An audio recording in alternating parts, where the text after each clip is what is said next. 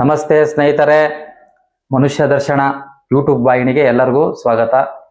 ಈ ದಿನ ವಿಷಯ ಏನು ಅಂತಂದ್ರೆ, ಈ ಶಬರಿಮಲೆ ಯಾತ್ರೆಗೆ ಏನು ಪ್ರವಾಸಿಗರು ನಾವೆಲ್ಲ ಹೋಗ್ತೀವಿ ವ್ರತ ಮಾಡೋದಕ್ಕೆ, ಅದರ ಹಿನ್ನೆಲೆ ಇರುವ ಸತ್ಯಾಸತ್ಯತೆಗಳು, ಅದರೊಳಗೆ ನಮ್ಮ ಹಿರಿಯರು ಮಾಡಿರುವಂತಹ ನಮ್ಮ ಋಷಿಗಳಾಗ್ಲಿ ಸಿದ್ಧರುಗಳಾಗ್ಲಿ ಅದ್ರ ಹಿಂದೆ ಇರುವಂತಹ ವೈಜ್ಞಾನಿಕ ಕಾರಣಗಳು, ಅದ್ರ ಹಿಂದೆ ಇರುವಂತಹ ಸಂಪೂರ್ಣ ಮಾಹಿತಿ ತಿಳಿತೀನಿ. ಇದು ನಾನು ನಿಮ್ಗೆ ಎಂತ ತಿಳಿಸ್ಬೇಕು ಅಂತಂದ್ರೆ, ನಾನು ಸಹ ಈ ಶಬರಿಮಲೆ ಯಾತ್ರೆಗೆ ಹೋದಾಗ ಅನೇಕ ಪ್ರಶ್ನೆಗಳು ನನ್ನಲ್ಲೂ ಮೂಡೋದು. ಏನು ಈ ಶಬರಿಮಲೆ ಯಾತ್ರೆ ಅಂದ್ರೆ, ಇಡಮುಡಿ ಅಂತ ಕಟ್ತಾರೆ, 18 ಮೆಟ್ಲೆ ಅಂತಿಕ್ಕಿದೆ, ಅಯ್ಯಪ್ಪ ಸ್ವಾಮಿ ಚಿನ್ಮುದ್ರೆ ಹಾಕೊಂಡ್ ಕೂತಿರೋದಂತೆ, ಜ್ಞಾನ ಮುದ್ರೆಯಲ್ಲಿ ಈ ತುಪ್ಪದ ಕೈ ಅಂತ ತುಂಬಿಸ್ತಾರೆ. ಇದನ್ನ ಅನೇಕ ಜನರ ಹತ್ರ ನಾನು ಕೇಳಿದೆ. ಏನು ಶಬರಿಮಲೆ ಯಾತ್ರೆಗೆ ಹೋಗೋ ಒಂದು 25 ಸತಿ 30 ಸತಿ ಏನು ಗುರುಸ್ವಾಮಿಗಳು ಇರ್ತಾರೆ, ಅವ್ರನ್ನೆಲ್ಲರೂ ಸಹ ಕೇಳಿದೆ. ಯಾರು ಸಹ ಸರಿಯಾದ ಉತ್ತರ ನೀಡ್ಲಿಲ್ಲ. ಅದೊಂದು ವ್ರತ, ಅದೊಂದು ಆಚರಣೆ ಐತಿ, ಹಂಗೆ ಹೇಳ್ತಾ ಮುಂದಕ್ಕೆ ಹೋಗ್ಬಿಟ್ರು. ಇದನ್ನ ನಾನು ತಿಳಿಲೇಬೇಕು ಅಂತೇಳಿ ಏನು ಪಣ ತೊಟ್ಟು ವರ್ಷಾನ್ಗಟ್ಲೆ ಇದನ್ನ ಅಧ್ಯಯನ ಮಾಡಿ ಅದರಲ್ಲೇ ಹಿಂದೆ ಇರುವಂತ ರಹಸ್ಯಗಳೆಲ್ಲವನ್ನು ಸಹ ನಾನು ಇವತ್ತು ತಿಳಿದಿದ್ದೀನಿ. ಅದ್ರೊಳಗಿರುವಂತ ವೈಜ್ಞಾನಿಕ ಕಾರಣ, ಅದ್ರೊಳಗಿರುವಂತ ಆಧ್ಯಾತ್ಮಿಕತೆ ಎಷ್ಟಿದೆ ಅಂತಂದ್ಬಿಟ್ಟು ನೀವು ಯಾರು ಸಹ ಇದನ್ನ ತಿಳಿಸ್ಕೊಟ್ಟಿರೋದಿಲ್ಲ.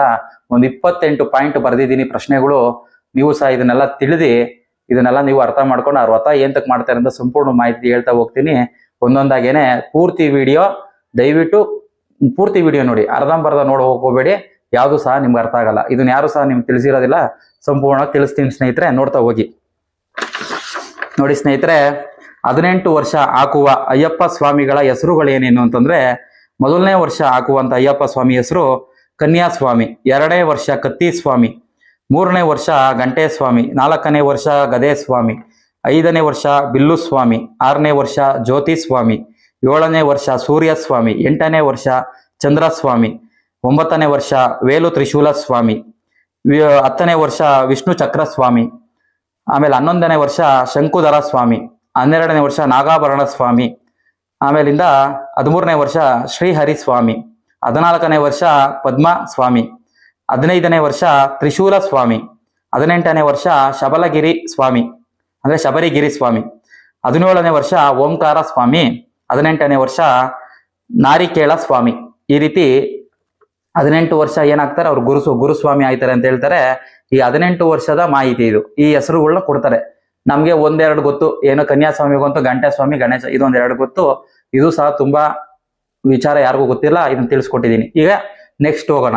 ಈ ಸ್ವಾಮಿ ಏನು ಅಂತ 18 ವರ್ಷ ತಿಳಿದಿರಿ. ನೋಡಿ ಸ್ನೇಹಿತರೆ, ಈಗ ನಂತರ 48 ದಿನ ಈ ವ್ರತ ಎಂತಕ್ ಮಾಡ್ತಾರೆ. ಈಗ ನೋಡಿ, ನಮ್ಮ ಮನಸ್ಸು ಏನು ಚಂಚಲ ಇರ್ತದೆ, ನಮ್ಮ ಮನುಷ್ಯರ ಮನಸ್ಸು ಯಾವ್ದಾನ ಒಂದು ದುಶ್ಚಟ ಬಿಡ್ಬೇಕಾದ್ರೆ ಅಥವಾ ಯಾವ್ದಾನ ಒಂದು ಹೊಸದನ್ನ ಕಲಿಬೇಕು ಅಂತಂದ್ರೆ, ನಮ್ಮ ಹಿರಿಯರುಗಳು ಒಂದು 48 ವ್ರತ ಮಾಡು ಅಂತ ಹೇಳ್ಬಿಟ್ಟು ಅನೇಕ ವ್ರತಗಳು ಮಾಡ್ತಾರೆ. ಇನ್ನ ಅಯ್ಯಪ್ಪ ಸ್ವಾಮಿ ಒಂದೇ ಅಂತಲ್ಲ, ಈ ಸತ್ಯನಾರಾಯಣ ಸ್ವಾಮಿ ಪೂಜೆ ಮಾಡ್ಸಿರ್ಬೋದು ಮನೇಲಿ. ನಾವು ಬೇರೆ ಆಚರಣೆಗಳನ್ನ ಮಾಡಿದಾಗ 48 ದಿವಸ ನಾವು ಏಕಾಗ್ರತೆನ ವಹಿಸಿದಾಗ ಅದು ನಮ್ಮ ಜೀವನದ ಏನಕ್ಕೆ ದುಶ್ಚಟ ಇದ್ರು ಅದನ್ನ ಬಿಟ್ಟು ನಾವು ಏನು ಸುಜ್ಜನರಾಗ್ತೀವಿ, ಒಳ್ಳೆ ಜ್ಞಾನವಂತರಾಗ್ತೀವಿ ಅಂತ ಈ ವ್ರತಗಳನ್ನ ಮಾಡ್ತಾರೆ. ಈ 48 ದಿವಸ ಮಾಡಿದಾಗ ನಮ್ಮಲ್ಲಿ ಏಕಾಗ್ರತೆ ಬರ್ತದೆ, ಅನೇಕ ನಮ್ಮ ರೋಗ ರುಜಿನಗಳು ಸಹ ಸಾಲಿಯಾಗಿ ಮುಂದಕ್ಕೆ ಸಾಕ್ತಾ ಹೋಗುತ್ತೆ ಅಂತ ಈ 48 ದಿನ ವ್ರತಗಳನ್ನ ಮಾಡ್ತೀವಿ. ಇದೊಂದೇ ಅಯ್ಯಪ್ಪ ಸ್ವಾಮಿ ವ್ರತ ಅಂತಲ್ಲ, ನಾವು ಯಾವುದೇ ವ್ರತ ತಗೊಂಡ್ರು ನಮ್ಮ ಹಿಂದೂ ಧರ್ಮದಲ್ಲಿ ಅದನ್ನ 48 ದಿನ ಅಂತ ಇಟ್ಟಿದ್ದಾರೆ. ಇದೊಂದು ಮಂಡಲ ಅಂತ ಕರೀತಾರೆ. ಇದು ನಿಮ್ಮೆಲ್ಲರಿಗೂ ಸಹ ತಿಳಿದಿದೆ. ಇದೇ ಕಾರಣ ಅಷ್ಟೇನೆ. ನೋಡಿ, ಅಯ್ಯಪ್ಪ ಮಾಲೆ ಧರಿಸುವುದು ಏಕೆ ಅಂದ್ರೆ, ನೋಡಿ ಈಗ ಒಂದು ಯಾವ್ದನ್ನ ಒಂದು ಆಚರಣೆ ಮಾಡ್ತೀವಿ ಅಂತಂದ್ರೆ ಒಂದು ವೇಷ ಬೇಕಲ್ವಾ, ಅದಕ್ಕೊಂದು ಭೂಷಣ ಬೇಕಲ್ವಾ. ಒಂದು ವೇಷ ಆಚರಣೆ ಮಾಡ್ಬೇಕು ಅಂದ್ರೆ ಅವ್ರನ್ನ ಐಡೆಂಟಿಫೈ ಮಾಡೋದಕ್ಕೆ ಬೇಕಲ್ಲ. ಅದಕ್ಕೋಸ್ಕರ ಈ ಮಾಲೆ ಹಾಕಿರೋರನ್ನ ನೋಡೋದಕ್ಕೆ ಈ ಮಾಲೆನ ಧರಿಸಿದ್ರೆ ಇವರು ಅಯ್ಯಪ್ಪ ಸ್ವಾಮಿ ವ್ರತದಲ್ಲಿ ಇದ್ದಾರೆ, ಆ ಮಾಲೆಯನ್ನ ಧರಿಸ್ಬೇಕು ಅಂತ ಹೇಳ್ಬಿಟ್ಟು ಅದೊಂದು ಭಕ್ತಿ, ಅದೊಂದು ದೇವರ ಡಾಲರ್ ಇರ್ತದೆ. ಒಂದು ತುಳಸಿ ಮಾಲೆ ಅಥವಾ ಏನು ಸ್ಫಟಿಕ ಮಾಲೆ ಅದೆಲ್ಲ ಹಾಕ್ತಿವಿ. ಅದು ಸಹ ನಮ್ಮ ದೇಹದಲ್ಲಿ ಒಂದು ಐಡೆಂಟಿಫೈಗೆ ಅದನ್ನ ಹಾಕೋದ್ರಿಂದ ಸಹ ದೇಹ ಸ್ವಲ್ಪ ತಂಪಾಗುತ್ತೆ, ಶಾಂತತೆ ಇರುತ್ತೆ ಅಂತ. ಈ ರುದ್ರಾಕ್ಷಿ, ಸ್ಫಟಿಕ ಮಾಲೆ ಮತ್ತೆ ಈ ತುಳಸಿ ಮಾಲೆ ಎಲ್ಲ ಹಾಕೋದ್ರಿಂದ ಅಷ್ಟೇ. ಆ ಮಾಲೆ ಹಾಕೋದ್ರ ಉದ್ದೇಶ ಅದೇನೇನೆ. ನಂತರ ಎಲ್ಲರೂ ಸ್ವಾಮಿ ಎಂದು ಕರೆಯೋದೇನಕ್ಕೆ. ನೋಡಿ, ಈ ನಾವು ಏನ್ ಮಾಡ್ತೀವಿ, ಈ ಸ್ವಾಮಿ ಅಂತ ಕರೀತಾರೆ ಅಂದ್ರೆ, ನನ್ನಲ್ಲಿ ನಾನು ಭಗವಂತ ಧರಿಸಿದೀನಿ, ಇಲ್ಲಿ ಜಾತಿ ಇಲ್ಲ, ಮತ ಇಲ್ಲ, ಪಂಥ ಇಲ್ಲ, ಆಮೇಲೆ ವಯಸ್ಸು ಏನಿಲ್ಲ, ಅಮ್ಮನಿಂದ ಹಿಡಿದು ಅಜ್ಜಿಯಿಂದ ಹಿಡಿದು ಮಕ್ಕಳಿಂದ ಹಿಡಿದು ಎಲ್ಲರಲ್ಲೂ ದೇವರನ್ನ ಕಾಣ್ಬೇಕಪ್ಪ, ಎಲ್ಲರಲ್ಲೂ ಭಗವಂತ ಇದ್ದಾನೆ ಅಂತಂದ್ಬಿಟ್ಟು ಪ್ರತಿಯೊಬ್ಬರಲ್ಲೂ ಭಗವಂತನ ಕಾಣು. ಯಾವುದೇ ಜಾತಿ ಧರ್ಮ ಮತವನ್ನು ಬಿಟ್ಬಿಡು, ಈ ಭಗವಂತನ ದೃಷ್ಟಿಯಲ್ಲಿ ಎಲ್ಲರೂ ಮನುಷ್ಯರು, ಅವ್ರೊಳಗೆಲ್ಲ ಭಗವಂತ ಇದ್ದಾನೆ, ನೀನು ಸಹ ಅವರೆಲ್ಲರಲ್ಲೂ ಭಗವಂತನ ಕಾಣುವಂತ ಉದ್ದೇಶದಿಂದ ಪ್ರತಿಯೊಬ್ಬರಲ್ಲೂ ಈ ಸ್ವಾಮಿ ಸ್ವಾಮಿ ಸ್ವಾಮಿ ಸ್ವಾಮಿ ಅಂದ್ರೆ ಪ್ರತಿಯೊಬ್ಬರಲ್ಲೂ ಭಗವಂತನ ಕಾಣಪ್ಪ, ಭಗವಂತನ ನೋಡು ಅಂತಂದ್ಬಿಟ್ಟು ಭೇದ ಭಾವ ಇಲ್ದಿರ, ಕಾಮ ಕ್ರೋಧ ಮದ ಮತ್ಸರಗಳು ಇಲ್ದಿರ ಎಲ್ಲರನ್ನೂ ದೇವರನ್ನ ಕಾಣಪ್ಪ ಅಂತ ಕರೆಯುವಂತ ಪದ. ಇದರೊಳಗೆ ನೋಡಿ ಎಷ್ಟು ಅರ್ಥ ಇದೆ. ಎಲ್ಲರಲ್ಲೂ ನಾವು ಹುಟ್ಟದಾಗಿಂದ ಸಾಯೋವರೆಗೂ ಈ ರೀತಿ ಭಾವನೆಯಿಂದ ನೋಡ್ಬಿಟ್ರೆ ನಮ್ಮಲ್ಲಿ ನಾವು ಎಷ್ಟು ಶ್ರೇಷ್ಠವಾಗಿರ್ತೀವಲ್ವಾ. ಇದನ್ನೆಲ್ಲ ನೀವು ತಿಳ್ಕೊಳ್ಬೇಕು. ನೋಡಿ, ಸ್ವಾಮಿ ಅಂತ ಕರೆಯೋ ಉದ್ದೇಶ ಎಲ್ಲರಲ್ಲೂ ಭಗವಂತನ್ ಕಾಣಪ್ಪ ಅಂತ ಅನ್ನೋ ಉದ್ದೇಶ ಆಗಿದೆ. ನೋಡಿ, ಮನೆ ಬಿಟ್ಟು ದೇವಸ್ಥಾನಗಳಲ್ಲಿ ಅಥವಾ ಸಪರೇಟ್ ಆಗಿ ಏನು ಗುಡಿಸ್ಲು ತರ ಕಟ್ಕೊಂಡ್ರು, ಹಿಂದೆ ನಾವೆಲ್ಲ ಚಿಕ್ಕ ಹುಡುಗರು ಇದ್ದಾಗ ನೋಡ್ತಿದ್ದೋ ಒಂದು ಗುಡಿಸ್ಲು ತರ ಟೆಂಟ್ ತರ ಕಟ್ಕೊಂಡು ಇರೋರು. ಮನೆಯಲ್ಲಿ ಏಂತಕ್ಕೆ ಇರಕ್ಕಾಗಲ್ಲ ಅಂತಂದ್ರೆ ಇವ್ರದ್ದು ವ್ರತಗಳು ಇರ್ತದೆ. ಏನ್ಕೆಂದ್ರೆ ಬೆಳಗ್ಗೆನೆ 3 ಗಂಟೆಗೆ ಎದ್ದು ಬಿಡ್ತಾರೆ, ಭಜನೆ ಮಾಡೋದಿರ್ತದೆ, ಆಮೇಲಿಂದ ತುಂಬಾ ಅನೇಕ ಚಟುವಟಿಕೆಗಳು ಇರ್ತದೆ, ಆಮೇಲೆ ಯಾವಾಗಂದ್ರೆ ಅವಾಗ ನಿದ್ದೆ ಮಾಡೋದಿರ್ತದೆ, ಮಲ್ಗೋದ್ ಲೇಟ್ ಆಯ್ತಾ ಇರ್ತದೆ. ಇದರಿಂದ ಮನೆಯಲ್ಲೆಲ್ಲ ಆಗಲ್ಲ. ಆಮೇಲೆ ಮನೆಯಲ್ಲಿ ಅಂಟು ಮುಂಟು ಆಗಿರ್ತದೆ. ಇದನ್ನೆಲ್ಲ ಇರೋದಕ್ಕೆ ಸಾಧ್ಯ ಇಲ್ದಿರ ಅದಕ್ಕೇನೆ ಏನ್ ಮಾಡ್ತಾರೆ, ಈ ಶಬರಿಮಲೆ ಮಾಲೆ ಹಾಕಿರೋರ್ನ ಈ ದೇವಸ್ಥಾನಗಳಲ್ಲಿ ಅಥವಾ ಊರಿನ ಆಚೆ ಒಂದು ಟೆಂಟ್ ಮಾಡಿ ಅಲ್ಲಿ ಇರ್ತಾರೆ ಅಷ್ಟೇ. ಆದ ಕಾರಣ ಇನ್ನೇನಿಲ್ಲ, ಮನೆಯಿಂದ ಹೊರಗಡೆ ಇರೋದಕ್ಕೆ ಮನೇಲಿ ಅವ್ರಿಗೆ ಏಕಾಗ್ರತೆ ಬೇಕು ಅನ್ನೋದಕ್ಕೋಸ್ಕರ. ಈ ತಣ್ಣೀರ್ ಸ್ನಾನ ಎಂತಕ್ ಮಾಡ್ತಾರೆ ಇವರು ಅಂತಂದ್ರೆ, ನೋಡಿ ಈಗ ಧನುರ್ಮಾಸ ತುಂಬಾ ಚಳಿ ಇರ್ತದೆ. ಇಲ್ಲೇನೋ ನಾವು ಮನೇಲಿ ಬಿಸಿನೀರ್ ಸ್ನಾನ ಮಾಡ್ಬಿಡ್ಬೋದು, ಹೀಟರ್ ಹಾಕೊಂಡು ಕಾಯಿಸ್ಕೊಂಡು. ಇವಾಗೆಲ್ಲ ಬಿಡಿ ಸ್ವಾಮಿಗಳೆಲ್ಲ ಬಿಸಿನೀರ್ ಸ್ನಾನನೇ ಮಾಡೋದು, ಶಾಂಪು ಸೋಪೆಲ್ಲ ಹಾಕೊಂಡ್ಬಿಡ್ತಾವೆ. ನಾವು ಸಣ್ಣ ಹುಡುಗರಲ್ಲಿ ಒಂದು 15 ವರ್ಷ ಹುಡುಗನಲ್ಲಿ ನಾವು ಹಾಕ್ತಾಗ ಏನು ನೀರಿಂದು ಬೋರ್ವೆಲ್ ಹೊಡೆದ್ಬಿಟ್ರೆ ಅಲ್ಲಿಂದನೇ ತಣ್ಣೀರ್ ಬರೋದು, ಆ ತಣ್ಣೀರ್ನೇ ಉಯ್ಕೊಂತಿದ್ವು ನಾವು. ಈಗೆಲ್ಲ ಅವೆಲ್ಲ ಪದ್ಧತಿ ಆಲ್ಮೋಸ್ಟ್ ಹೋಗ್ಬಿಟ್ಟಿದೆ, ಎಲ್ಲೋ ಒಂದ್ ಸ್ವಲ್ಪ ಉಳ್ಕೊಂಡಿದೆ. ಇದು ಬಿಡಿ, ಇಲ್ಲಿಂದ ನಾವು ಪ್ರವಾಸಕ್ಕೆ ದಾರಿಯಲ್ಲಿ ಹೋಯ್ತೀವಲ್ಲ, ಪ್ರವಾಸಕ್ಕೆ ಹೋದಾಗ ಅಲ್ಲೆಲ್ಲ ನಮ್ಗೆ ಬಿಸಿನೀರ್ ಹಾಕೊಡ್ತಾರ. ಎಲ್ಲ ನದಿ ನೀರು, ಹಳ್ಳದ ನೀರು, ಕೆರೆ ನೀರಲ್ಲೇ ತಾನೇ ಉಯ್ಕೊಳ್ಳೋದು. ಈಗಿಂದಾನೇ ಆ ಮೈನ ಗಟ್ಟಿ ಮಾಡ್ಕೊಳ್ಳೋದಕ್ಕೆ ಏನ್ ಈ ತಣ್ಣೀರ್ ಸ್ನಾನ ಮಾಡ್ತಾರೆ, ಅವ್ರ ದೇಹ ಫುಲ್ ಒಳ್ಳೆ ಕಬ್ಬಿಣದ ತರ ಇರ್ತದೆ, ಅಷ್ಟು ಸ್ಟ್ರಾಂಗ್ ಆಗ್ಬಿಟ್ಟಿರ್ತಾರೆ. ಅದಕ್ಕೋಸ್ಕರ ಈ ತಣ್ಣೀರ್ ಸ್ನಾನ ಮಾಡೋದು ಆ ಒಂದು ಮೈನ ದೃಢವಾಗಿ ಇಟ್ಕೊಳ್ಳೋದಕ್ಕೆ, ಒಂದು ಎಲ್ಲಾ ಕಡೆ ವಾತಾವರಣದಲ್ಲೂ ಅದು ದೇಹನ ಏನು ಸರಿಪಡಿಸ್ಕೊಳ್ಳೋದಕ್ಕೆ ಈ ತಣ್ಣೀರ್ ಸ್ನಾನ ಮಾಡ್ತಾರೆ. ನೋಡಿ, ಈಗ ಮುಖ್ಯವಾದ ವಿಚಾರ ಬರ್ತೀವಿ. ಈ ಅಯ್ಯಪ್ಪ ಸ್ವಾಮಿಗಳು ಈ ಕಪ್ಪು ಬಟ್ಟೆ ಎಂತಕ್ ಧರಿಸ್ತಾರೆ, ನೀಲಿ ಬಟ್ಟೆ ಎಂತಕ್ ಧರಿಸ್ತಾರೆ, ಕೇಸರಿ ಬಟ್ಟೆ ಎಂತಕ್ ಧರಿಸ್ತಾರೆ, ಆಮೇಲೆ ಈ ದೇವಸ್ಥಾನದೊಳಗಡೆ ಪೂಜೆ ಮಾಡುವಂತ ಅರ್ಚಕರು ಬಂದು ಈ ಬಿಳಿ ಬಟ್ಟೆ ಧರಿಸಿರ್ತಾರೆ. ಇದೇನಿದು ಕಪ್ಪು ಬಟ್ಟೆ ಎಂತಕ್ ಹಾಕಿದ್ರು ಅಂತ ಒಂದು ನಿಮ್ಗೆ ಪ್ರಶ್ನೆ ಹುಡ್ತದೆ.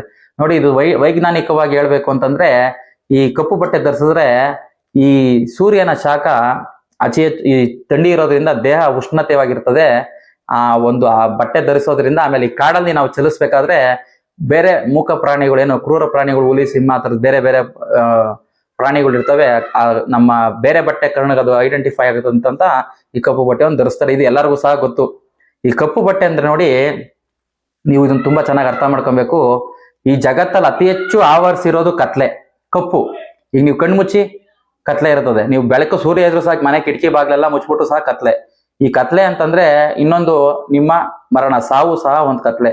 ಈ ಸಾವಿಗೆ ನೀನ್ ರೆಡಿ ಆಗಪ್ಪ ಅಂತ ಅರ್ಥ. ಅಂದ್ರೆ ಈ ಶಬರಿಮಲೆ ಯಾತ್ರೆಗೆ ಹೋದಾಗ ನೀನು ಸಾವಿಗೆ ಏನು ಭಗವಂತ ನೋಡಕ್ ಹೋಯ್ತಿದ್ಯಾ, ಆ ಸಾವಿಗೂ ಸಹ, ಅಂದ್ರೆ ಕ್ರೂರ ಪ್ರಾಣಿಗಳಿಂದ ಆಗಿರೋದು ಇನ್ನೊಂದೇನೇ ಅಡಚಣೆ ಆಗಿ ನೀವು ಹೋದ್ರು ಈ ಸಾವಿಗೆ ರೆಡಿ ಆಗುವಂತ. ಈ ನೋಡಿ, ಈಗ ನಮ್ಮ ಯಮನು ಸಹ ವಾಹನ ಎಮ್ಮೆ ಕಪ್ಪಲ್ವಾ, ಅವನ್ ಬಟ್ಟಿರೋ ಧರಿಸಿರೋದು ಕಪ್ಪು ಅಲ್ವಾ. ಈ ಕಪ್ಪು ಅಂತಂದ್ರೆ ಈ ಏನು ಸಾವು ಸಿದ್ಧನಾಗುವಂತ, ಅಂದ್ರೆ ಯುದ್ಧಕ್ಕೆ ರೆಡಿ ಆಗುವಂತ ನಮ್ಮ ದೇಹ ಏನು ಕತ್ಲೆಯಿಂದ ತುಂಬಿದೆ, ಅದನ್ನ ನಿನ್ನೊಳಗೆ ನೀನು ಶುರು ಮಾಡ್ಕೊಳಪ್ಪ, ಅದನ್ನ ರೆಡಿ ಆಗು ಅಂತ ಹೇಳ್ಬಿಟ್ಟು ಈ ಕಪ್ಪು ಬಟ್ಟೆ ಧರಿಸಿ ನಿನ್ನ ದೃಢಪಡಿಸೋದಕ್ಕೆ ಈ ಕಪ್ಪು ಬಟ್ಟೆ. ನೆಕ್ಸ್ಟ್ ನೀಲಿ ಬಟ್ಟೆ ಅಂತ ಹಾಕ್ತಾರೆ ಅಂದ್ರೆ, ನೋಡಿ ಸ್ನೇಹಿತರೆ, ನೀವು ಹ್ಯೂಮನ್ ಹೆಲ್ತ್ ಈಟಿಂಗ್ ಅಂತ ಅಂದ್ಬಿಟ್ಟು, ಇದು ಹ್ಯೂಮನ್ ಬ್ರೀತಿಂಗ್ ಅಂದ್ಬಿಟ್ಟು ಇಮೇಜ್ ಅಂತ ಹೊಡೆದ್ರೆ ಬರ್ತದೆ ನಿಮ್ಗೆ. ನಾವು ಉಸಿರಾಡುವಂತ ಏನು ಈ ಉಸಿರು ಇದೆ, ಗಾಳಿ ಒಳಗಡೆ ಹೋಗ್ತಿದೆ ಬರ್ತಾ ಇದೆ, ಅದು ನೀಲಿ ಬಣ್ಣದಾಗಿರ್ತದೆ. ಆ ನೀಲಿ ಬಣ್ಣದ ಐಡೆಂಟಿಫೈಗೋಸ್ಕರ, ಅಂದ್ರೆ ಈ ಅಯ್ಯಪ್ಪ ಸ್ವಾಮಿ ಯಾತ್ರೆ ಮಾಡೋರು ಮುಂದೆ ಹೋಗ್ತಾ ಹೇಳ್ತಾ ಹೋಗ್ತೀನಿ ಅದು ಯಾವ ರೀತಿ ಅದು ನೀಲಿ ಬಣ್ಣ ಇದೆ ನಮ್ಮ ಉಸಿರಾಟ ಅಂತ. ಆ ನೀಲಿ ಬಟ್ಟೆ ಈ ಹೆಜ್ಜೆ ಇಕ್ಕವನಪ್ಪ, ಈ ಏನು ಅಯ್ಯಪ್ಪ ಸ್ವಾಮಿ ಕನ್ಯಾಸ್ವಾಮಿ ಆಗಿ ಈ 3ನೇ ವರ್ಷ ಆದ್ಮೇಲೆ 4ನೇ ವರ್ಷಕ್ಕೆ ಇದನ್ನ ಕೊಡ್ತಾರೆ ನಮ್ಗೆ. ನೀಲಿ ಬಟ್ಟೆ ಹಾಕ್ತಾರೆ, ಒಂದು ಸ್ವಲ್ಪ ವರ್ಷಕ್ಕೆ ಹಾಕ್ಸ್ತಾರೆ. ಆ ಹೆಜ್ಜೆ ಶುರು ಮಾಡವನೆ, ಅಂದ್ರೆ ಈ ಯೋಗ ಇದಕ್ಕೆ ದಾರಿಗೆ ಶುರು ಮಾಡಿದ್ದಾನೆ ಇವನು ಅಂತ ಅದು ಐಡೆಂಟಿಫೈಗೆ ನೀಲಿ ಬಟ್ಟೆ ಧರಿಸ್ತಾರೆ.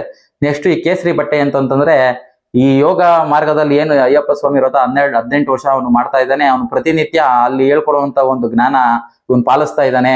ಇವನು ಒಂದು ಸೂರ್ಯನ ಕಿರಣನ ಹೋಲಿಸ್ತದದು. ಸೂರ್ಯನ ಬೆಳಗಿನ ಜಾವ ನೀವು ಸೂರ್ಯ ನೋಡಿದ್ರೆ ಅದು ಕೇಸರಿ ಬಣ್ಣದಲ್ಲಿ ಇರ್ತದೆ. ಅಂದ್ರೆ ಇವನು ಅಷ್ಟು ವೈರಾಗ್ಯವಾಗಿದ್ದಾನೆ, ಅಷ್ಟು ಗುರುಗೆ ಇವನು ಸ್ಥಾನದಲ್ಲಿದ್ದಾನೆ ಅಂತ ಅಂದ್ಬಿಟ್ಟು ಈ ಆರೆಂಜ್ ಬಟ್ಟೆ ಧರಿಸೋದೇನು ಅಂದ್ರೆ ಅವನ ದೇಹ ಅಷ್ಟು ವೈರಾಗ್ಯದಿಂದ ಉಷ್ಣದಿಂದ ಇದೆ ಅಂತ ಅಂದ್ಬಿಟ್ಟು, ನಮ್ಮ ದೇಹ ಉಷ್ಣ ಆದ್ರೆ ಆ ಬಣ್ಣ ಇರೋದು ಸಹ ಈ ಕೇಸರಿ ಬಣ್ಣನೇ. ಅದಕ್ಕೆ ವೈಜ್ಞಾನಿಕವಾಗಿ ಈ ಬಣ್ಣನ ತೋರಿಸ್ತಾರೆ. ಈ ಬಿಳಿ ಬಣ್ಣ ಅಂತಂದ್ರೆ ಈ ಚಂದ್ರನ ಹೋಲ್ತದೆ. ಈ ಚಂದ್ರ ಇರೋದು ನೋಡಿ ತಾಯಿ ತರ, ಅದು ಆ ಚಂದ್ರ ಅಂದ್ರೆ ತಾಯಿ ಇದ್ದಂಗೆ. ಆ ವ್ಯಕ್ತಿ ಏನಿದ್ದಾರೆ ಈ ಬಿಳಿ ಬಟ್ಟೆ ಹಾಕೋರು, ಅವ್ರು ಎಲ್ಲರಲ್ಲೂ ಬ್ರಹ್ಮನನ್ ಕಾಣ್ತಾರೆ, ಎಲ್ಲರಲ್ಲೂ ದೇವರನ್ನ ಕಾಣ್ತಾರೆ. ಅವ್ರ ಹತ್ರ ಯಾವುದೇ ಸಹ ಕಲ್ಮಶ ಇರೋದಿಲ್ಲ. ಏನ್ ಈ ಯೋಗ ಸಾಧನೆ ಮಾಡಿ ಬ್ರಹ್ಮಜ್ಞಾನವನ್ನ ಹೊಂದಿದ್ದಾರೆ ಅಂತ ಐಡೆಂಟಿಫೈಗೋಸ್ಕರ ಈ ಬಿಳಿ ಬಟ್ಟೆಯನ್ನ ಧರಿಸ್ತಾರೆ. ಅದಕ್ಕೋಸ್ಕರ ಅವ್ರು ಬಿಳಿ ಬಟ್ಟೆ ಧರಿಸಿರ್ತಾರೆ. ಅಂದ್ರೆ ಈ ಅಯ್ಯಪ್ಪ ಸ್ವಾಮಿ ಹೊರಗಡೆ ಆಗಿರ್ಬೋದು, ಅಥವಾ ನಾವು ಪೂಜೆ ಮಾಡೋ ಪೂಜಾರನ್ನೆಲ್ಲ ನೋಡ್ತೀವಿ, ಅವರಲ್ಲಿ ಈ ತಾಯಿ ಗುಣ ಇರ್ತದೆ. ಅದಕ್ಕೋಸ್ಕರ ಈ ಚಂದ್ರನಿಗೆ ಹೋಲಿಸೋದಕ್ಕೋಸ್ಕರ ಈ ಬಿಳಿ ಬಟ್ಟೆ ಧರಿಸ್ತಾರೆ. ಈ ಬಟ್ಟೆದೆಲ್ಲ ತಿಳಿದ್ರೆ ನೆಕ್ಸ್ಟ್ ಈ ವಿಭೂತಿ, ಗಂಧ, ಕುಂಕುಮ ಇದನ್ನೆಲ್ಲ ಯಾಕೆ ಇಡ್ತಾರೆ ಅಂತ ನೋಡೋಣ. ಈ ಗಂಧ ನೋಡಿ, ಈ ನಮ್ಗೆ ತಣ್ಣೀರ್ ಸ್ನಾನ ಮಾಡಿರ್ತೀವಿ, ಬೆಳಗ್ಗೆ ಜಲ್ದಿ ಎದ್ದೇಳ್ತೀವಿ, ಇದೆಲ್ಲ ನಮಗೆ ಉಷ್ಣ ಕೊಡ್ತದೆ. ಈ ಗಂಧ ತೇದಿ ನೋಡಿ, ನೀವು ಎಲ್ಲ ನೋಡಿರ್ಬೋದು, ಅತಿ ಹೆಚ್ಚು ಅರ್ಚಕರುಗಳು ಅವರೆಲ್ಲ ಗಂಧ ತೇದಿ ಒಂದು 30 ಪಾಯಿಂಟ್ ಇದೆ ನಮ್ಮ ದೇಹದಲ್ಲಿ, ಅಲ್ಲೆಲ್ಲ ಕಡೆ ಪಾಯಿಂಟ್ ಅಲ್ಲಿ ಈ ಗಂಧನ ಹಚ್ಕೊಂತಾರೆ. ಅದು ನಮ್ಮ ದೇಹನ ಉಷ್ಣತೆಯನ್ನ ಕಾಪಾಡೋದಕ್ಕೆ, ಈ ನೆಗಡಿ, ಶೀತ, ತಲೆನೋವು ಎಲ್ಲ ಬರಬಾರ್ದು ಅಂತ ಅಂದ್ಬಿಟ್ಟು ಅದಕ್ಕೆ ಇಲ್ಲಿ ಈ ಕಿವಿ ಹಿಂದೆ, ಎದೆ ಮೇಲೆ, ಬೆನ್ ಮೇಲೆ, ಈ ಕೈ ಹತ್ರ ಎಲ್ಲ, ತೋಳ ಹತ್ರ ಎಲ್ಲ ಹಚ್ಕೊಂತಾರೆ. ಇದು ನೋಡಿರ್ತೀರ. ಇದಕ್ಕೋಸ್ಕರ ಹಚ್ಕೊಂತಾರೆ. ಈ ಕುಂಕುಮ, ವಿಭೂತಿ ಇದೆಲ್ಲ ಸ್ವಲ್ಪ ರಹಸ್ಯ, ಅದು ಹೊರಗಡೆ ಜಗತ್ತಿಗೆ ನಾವು ಹೇಳ್ಬಾರ್ದು. ಅದಕ್ಕೋಸ್ಕರ ಅದ್ರ ಬಗ್ಗೆ ನಾನು ಮುಂದಿನ ದಿನಗಳಾದ್ರೆ ತಿಳಿಸ್ಕೊಡ್ತೀನಿ. ಭಜನೆ ಮಾಡೋದೇಂತಕ್ಕೆ ಅಂದ್ರೆ, ಈ ಅಯ್ಯಪ್ಪ ಸ್ವಾಮಿದಲ್ಲಿ ದಿನನಿತ್ಯ ಭಜನೆ ಮಾಡ್ತೀವಿ ಅಲ್ವಾ. ನೋಡಿ, ಈಗ ನಮಗೆ ಎಂಟರ್ಟೈನ್ಮೆಂಟ್ಗೆ ಟಿವಿ ಇದೆ, ಸಿನಿಮಾ ಥಿಯೇಟರ್ ಇದೆ, ಎಲ್ಲ ಇದೆ. ನಾವು ನೋಡ್ದಂಗೆನೆ 1990ನೇ ಇಸ್ವಿನಲ್ಲಿ ಪ್ರತಿ ಒಂದೊಂದು ಹಳ್ಳಿಲಲ್ಲೂ ಪ್ರತಿ ದಿನ ದೇವಸ್ಥಾನದ ಕಟ್ಟೆ ಮೇಲೋ ಇನ್ನೊಂದ್ರಲ್ಲೋ ಭಜನೆ ಮನೆ ಇರೋದು. ನಾವೆಲ್ಲ ಹುಡುಗರಲ್ಲ ಅಲ್ಲ ಕುತ್ಕೊಂಡು ದಿನ ಭಜನೆ ಮಾಡ್ತಿದ್ದೋ. ಏನು ಭಗವಂತನ ಸ್ಮರಣೆ ಮಾಡಿ, ಅದೇ ಒಂದು ಎಂಟರ್ಟೈನ್ಮೆಂಟ್ ತರ. ಅಲ್ಲಿ ಹಿರಿಯರು ನಮ್ಗೆ ನೀತಿ ಪಾಠ ಹೇಳ್ಕೊಡೋರು, ಒಳ್ಳೊಳ್ಳೆ ಭಗವದ್ಗೀತೆ, ರಾಮಾಯಣ ಇದೆಲ್ಲ ಇದ್ರ ಬಗ್ಗೆ ಎಲ್ಲ ತಿಳಿಸ್ಕೊಡೋ, ಅನೇಕ ವಿಚಾರಗಳನ್ನ ನಮ್ಗೆ ತಿಳಿಸ್ಕೊಡೋರು. ನಾವು ಮನಸ್ಸನ್ನ ಪಕ್ವ ಮಾಡ್ಕೊಳ್ಳೋದಕ್ಕೆ, ನಾವು ಧೈರ್ಯವಾಗಿರೋದಕ್ಕೆ. ಅದೇ ಈ ಅಯ್ಯಪ್ಪ ಸ್ವಾಮಿ ಭಜನೆಯಲ್ಲೂ ಸಹ ನೀವು ಹುಡುಗರು ಏಕಾಗ್ರತೆ ಬರಲಿ, ಇದೇ 48 ದಿವಸ ಪಾಲನೆ ಮಾಡಿರ್ತಾರೆ, ವರ್ಷೊಂಬತ್ತು ಕಾಲ ಇವರು ಪಾಲಿಸ್ಲಿ ಅಂತ ಹೇಳ್ಬಿಟ್ಟು ಈ ಭಜನೆ ಮಾಡೋದು. ನೀವು ಸಹ ಶಬರಿಮಲೆ ಯಾತ್ರೆ ಮುಗಿದ್ಮೇಲೆ ಸುಮ್ಮನೆ ಆಗ್ಬಿಡ್ಬೇಡಿ. ಇನ್ಮೇಲೆ ಆದಷ್ಟು ವಾರಕ್ಕೊಂದ್ಸತಿನಾದ್ರೂ ಸಹ ನೀವೆಲ್ಲ ಸೇರಿ, ಅದೇ ಗುರುಸ್ವಾಮಿ ಇರ್ತೀರಲ್ವಾ, ಅವರ ಎಲ್ಲರೂ ಒಂದು ಗ್ರೂಪ್ ಇದ್ದೇ ಇರ್ತದಾನೆ, ವಾಟ್ಸಪ್ ಗ್ರೂಪ್, ಅದರಲ್ಲೇ ಕರೀರಿ. ಮತ್ತೆ ದಿನನಿತ್ಯ ಅಯ್ಯಪ್ಪ ಸ್ವಾಮಿ ಭಜನೆ ಅಲ್ಲ, ನೀವು ಯಾವ್ದಾನ ಒಂದು ದೇವ್ರ ಭಜನೆ ಮಾಡಿ, 1 hour ಪ್ರತಿದಿನ ಒಂದು 7 ರಿಂದ 8 ಗಂಟೆ ಏನೋ ಒಂದು ಭಜನೆ ಮಾಡಿ, ಅಲ್ಲೇನೋ ಒಂದು ಕಳ್ಳೆಪುರಿ ಹಂಚ್ಕೊಂತಾರೆ, ಏನೋ ಒಂದು ತಿನ್ಕೊಂಡು ಹೋದ್ರೆ ನಿಮ್ ಮನಸ್ಸು ಏಕಾಗ್ರತೆ ಬರ್ತದೆ. ನಿಮ್ಮ ಮುಂದಿನ ಪೀಳಿಗೆ ಏನ್ ಜನರಿದಾರೆ ಮಕ್ಕಳು, ಅವ್ರನ್ನು ಸಹ ಅಲ್ಲಿ ಕರ್ಕೊಂಬಂದು ಕುಂಡಿಸ್ಕೊಂಡು ಪಾಲ್ಗೊಳಿಸ್ಕೊಳ್ಳಿ. ಅವಾಗ ಅವ್ರ ಮನುಷ್ಯತ್ವ, ಮಾನವೀಯತೆ, ನಮ್ಮ ಧರ್ಮ ಎಲ್ಲ ಉಳಿಬೇಕು ಅಂತಂದ್ರೆ ಎಲ್ಲ ನಿಮ್ಗಳ ಕೈಲಿ ಇರೋದು. ಈ ಭಜನೆ ಮಾಡೋದೇಂತ ಅಂದ್ರೆ ನಮ್ಮ ಏಕಾಗ್ರತೆಗೋಸ್ಕರ. ಪ್ರತಿನಿತ್ಯ ದೇವ್ರ ಭಜನೆ ಮಾಡೋ, ಶಿವ ಶಿವ ಭಗವಂತ ಅಂತ ಮಲಗಿದ್ರೆ ನೆಮ್ಮದಿಯಾಗಿ ನಿದ್ದೆ ಬರ್ತದೆ, ಯಾವ ಕೆಟ್ಟ ಕನ್ಸು ಬರಲ್ಲ, ಮನೇಲಿ ವಾತಾವರಣ ಚೆನ್ನಾಗಿರ್ತದೆ. ಅದರಿಂದ ನಮ್ಮ ಹಿರಿಯರು ಈಗಿಂದಲ್ಲ ವರ್ಷಾನುಗಟ್ಲೆಯಿಂದ ಭಜನೆ ಮಾಡೋ ಕಾರ್ಯಕ್ರಮ ಇದೆ. ಅಯ್ಯಪ್ಪ ಸ್ವಾಮಿ ಮಾತ್ರ ಭಜನೆ ಮಾಡ್ಬಿಟ್ಟು ನೀವು ಸುಮ್ಮನಾಗ್ಬಿಡೋದಲ್ಲ. ಮತ್ತೆ ಬಂದ್ಮೇಲೂ ನಿಮ್ಗೆ ತುಂಬಾ ಬ್ಯುಸಿ ಇರ್ತೀರಾ, ವಾರದಲ್ಲಿ ಒಂದಿನಾದ್ರು ಮಾಡಿ. ಆದ್ರೆ ನೀವೆಲ್ಲ ಫ್ರೀ ಇದ್ದೀರಾ ಅಂತಂದ್ರೆ ದಿನ ಹೋಗ್ರಿ, ಒಬ್ರು ಇಬ್ರು ಯಾರು ಬರ್ತಾರೋ ಬಿಡ್ತಾರೋ ಒಬ್ರು ಶುರು ಮಾಡ್ರಿ ಫಸ್ಟ್. ಅದನ್ನೆಲ್ಲ ಪಾಲನೆ ಮಾಡ್ಬೇಕು. ಸುಮ್ಮನೆ ಮನೆ ಕೂತ್ಕೊಂಡು ಟಿವಿ ನೋಡಿರ್ತೀರಾ, ಇಲ್ಲ ಮೊಬೈಲ್ ಅಲ್ಲಿ ಗೇಮ್ ಮಾಡ್ಕೊಂಡು ಕೂತಿರ್ತೀರ ಅಂತಾನೆ. ಇನ್ನೇನ್ ದೊಡ್ಡ ಸಾಧನೆ ಇನ್ನೇನ್ ಮಾಡಕ್ ಹೋಗಲ್ವಲ್ಲ ನೀವು. 1 hour ಅದೇ ಭಜನೆ ಮತ್ತೆ ಶುರು ಮಾಡಿ. ಇದಕ್ಕೋಸ್ಕರ ಈ ಭಜನೆ ಮಾಡೋದು, ನಮ್ಮ ಏಕಾಗ್ರತೆಗೋಸ್ಕರ, ನಮ್ಮ ಮನ್ಸನ್ನ ಕಂಟ್ರೋಲ್ ಅಲ್ಲಿ ಇಟ್ಕೊಳ್ಳೋದಕ್ಕೋಸ್ಕರ ಈ ಭಜನೆ ಮಾಡೋ ಉದ್ದೇಶ ಅದೇನೆ. ಅನ್ನ ಪ್ರಸಾದ ಮಾಡೋದು ಹೆಂಗೆ ನೋಡಿ, ಈ ದೇಹ ಬದುಕಿರೋದೇ ಅನ್ನ ಪ್ರಸಾದಕ್ಕೋಸ್ಕರ ಅಲ್ವಾ. ಈ ಅನ್ನ ತಿಂದ್ರೇನೆ ಈ ದೇಹ ಮುಂದಕ್ಕೆ ಸಾಗೋದು. ಈ ನಮ್ಮ ದೇಹ ಊಟ ಬೇಕಲ್ವಾ, ಅದಕ್ಕೋಸ್ಕರ ಈ ಭಜನೆ ಮಾಡೋಂಥ ಸಂದರ್ಭದಲ್ಲಿ ಊರಲ್ಲೆಲ್ಲ ನಾವು ಚಿಕ್ಕ ಹುಡುಗರ ನೋಡ್ತಿದ್ದೋ, ಅಯ್ಯಪ್ಪ ಸ್ವಾಮಿಗಳೆಲ್ಲ ಭಿಕ್ಷಾ ಯಾತ್ರೆ ಮಾಡ್ಕೊಂಡ್ ಬರೋರು. ಅಂದ್ರೆ ಮನೆಗೂ ಅಯ್ಯಪ್ಪ ಸ್ವಾಮಿ ರೋಡಲ್ಲಿ ಭಜನೆ ಹಾಕಿ ಅವ್ರು ಕೊಡೋಂಥ ದವಸ ಧಾನ್ಯ ಬೇಳೆ ಎಲ್ಲ ಈಗಲೂ ಸಹ ಪದ್ಧತಿ ಇದೆ. ಅದನ್ನೆಲ್ಲ ಭಿಕ್ಷೆ ಬೇಡ್ಕೊಂಡ್ಬಂದು ತಿನ್ನೋರು. ಅಂದ್ರೆ ಇವನಲ್ಲಿ ಅಹಂಕಾರ ಹೋಗ್ಬೇಕು, ಇವನ ಹತ್ರ ನಾನು ಅನ್ನೋ ಅಹಂ ಇರ್ತದಲ್ಲ ಇವ್ ಮನುಷ್ಯನಿಗೆ. ಈ ವೆಂಕಟರಮಣ ಸ್ವಾಮಿನಲ್ಲೂ ಸಹ ಈ ಶ್ರಾವಣ ಮಾಸದಲ್ಲಿ ಮನೆಗೂ ಭಿಕ್ಷೆ ಆಟನೆ ಕಳಿಸ್ತಾರೆ ನೋಡಿ, ಈಗಲೂ ಸಹ ಪದ್ಧತಿ ಇದೆ ನೋಡಿ. ಅದಕ್ಕೋಸ್ಕರ ಇವನಲ್ಲಿರೋ ಅಹಂ ಹೋಗ್ಬೇಕು. ನನ್ ಕೋಟ್ಯಾಧೀಶ್ವರ ಆದ್ರೇನೋ, ನಾನ್ ಕುಬೇರ ಆದ್ರೇನು, ಏನಾದ್ರೇನೋ, ನೀನ್ ಯಾವತ್ತಿದ್ರು ಇದಕ್ಕೆ ನಿನ್ನಲ್ಲಿರೋ ಅಹಂ ಹೋಗ್ಬೇಕು ಅನ್ನೋಕ್ಕೋಸ್ಕರ ಈ ಗುರುಗಳು ಸ್ವಾಮಿಗಳು ಯಾರ್ಯಾರು ಭಿಕ್ಷೆ ಯಾಟನೆ ಮಾಡ್ಕೊಂಬೋಗಪ್ಪ ಅಂತ ಕಳ್ಸೋರು. ಅಂದ್ರೆ ಮನೆಗೂ ಊರು ರೋಡ್ ಹೋಗ್ಬಿಟ್ಟು ಭಿಕ್ಷೆ ಬೇಡ್ಕೊಂಬ, ಆ ಭಿಕ್ಷೆ ಬೇಡಿದಂತ ಬೇಯಿಸಂತ ಇದನ್ನ ಪ್ರಸಾದ ಮಾಡ್ಕೊಂಡು ತಿನ್ನೋರು. ತಿಂದ್ಬಿಟ್ಟು ಅವನಲ್ಲಿ ಅವಾಗ ಅಹಂಕಾರ ಹೋಗೋದು. ಅದೊಂದು ದೊಡ್ಡ ರಹಸ್ಯ ಇದ್ರೊಳಗಡೆ ಅಡಗಿದೆ. ಭಿಕ್ಷೆ ಆಡ್ಕೊಂಬಂದ್ರೆ ನಮ್ಮೆಲ್ಲರ ಅಹಂ ಹೋಯ್ತದೆ ಅಂತ.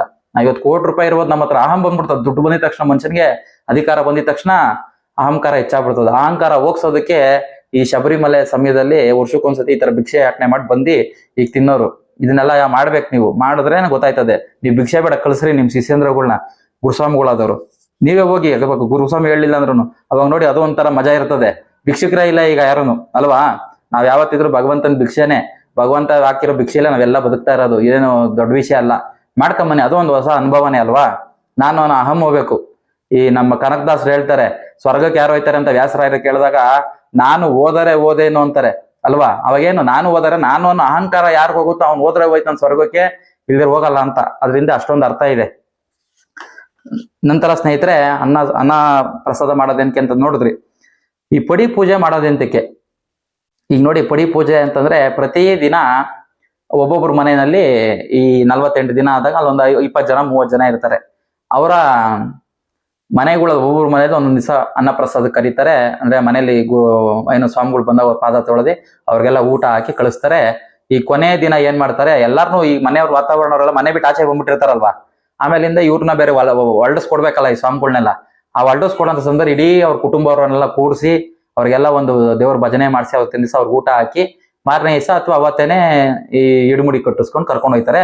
ಈ ಪುಡಿ ಪೂಜೆ ಮಾಡೋ ಉದ್ದೇಶ ಎಲ್ಲಾರ್ನು ಅವ್ರ ಕುಟುಂಬದವರೆಲ್ಲ ಬಂತಾವ್ ಸೇರಿಸಿ ಅವ್ರ ಹತ್ರ ಆಶೀರ್ವಾದ ಪಡ್ಕೊಂಡು ಇವ್ರನ್ನೆಲ್ಲ ಬೀಳ್ಕೊಡುಗೆ ಕೊಡಬೇಕು ಅಂತ ಅನ್ನೋ ಉದ್ದೇಶ ಆಗಿರ್ತದೆ.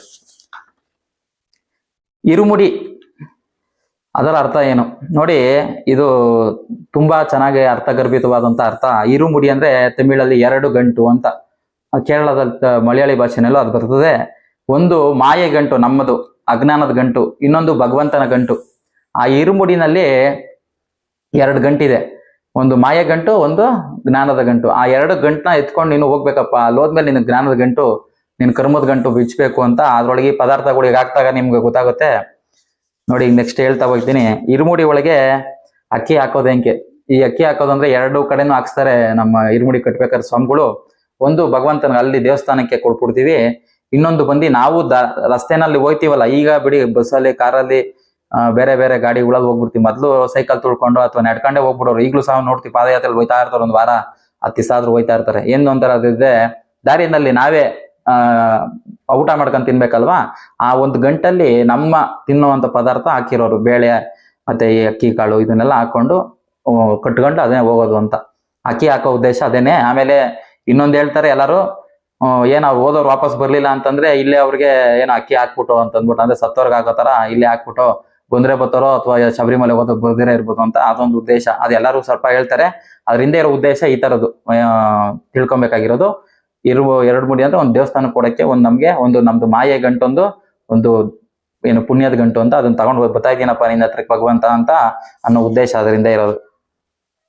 ತುಪ್ಪದ ಕಾಯಿ ಅಂದ್ರೆ ಏನು, ತುಪ್ಪ ತುಂಬಿಸೋದೆಂತಕ್ಕೆ ನೋಡಿ. ಈಗ ನೀವು ತುಂಬಾ ಚೆನ್ನಾಗಿ ತಿಳ್ಕೊಬೇಕೀಗ. ತುಪ್ಪದ ಕಾಯಿ ಇರ್ತದಲ್ಲ, ಆ ಕಾಯಿ ಇದೆ ನೋಡಿ, ಅದ್ರ ಮೇಲ್ಗಡೆ 3 ತರ ಸಿಪ್ಪೆ ಲೇಯರ್ನ ತೆಗಿತೀವಿ ನಾವು. ಏನು ಮೇಲ್ಗಡೆ ಒಂದು, ಒಳಗಡೆ ಜುಟ್ಟು, ಆಮೇಲೆ ಹಿಂದೆ ಎಲ್ಲ ಚೆನ್ನಾಗಿ ತೆಂಗಿನಕಾಯಿನ ತಿಕ್ಬಿಡ್ತೀವಿ.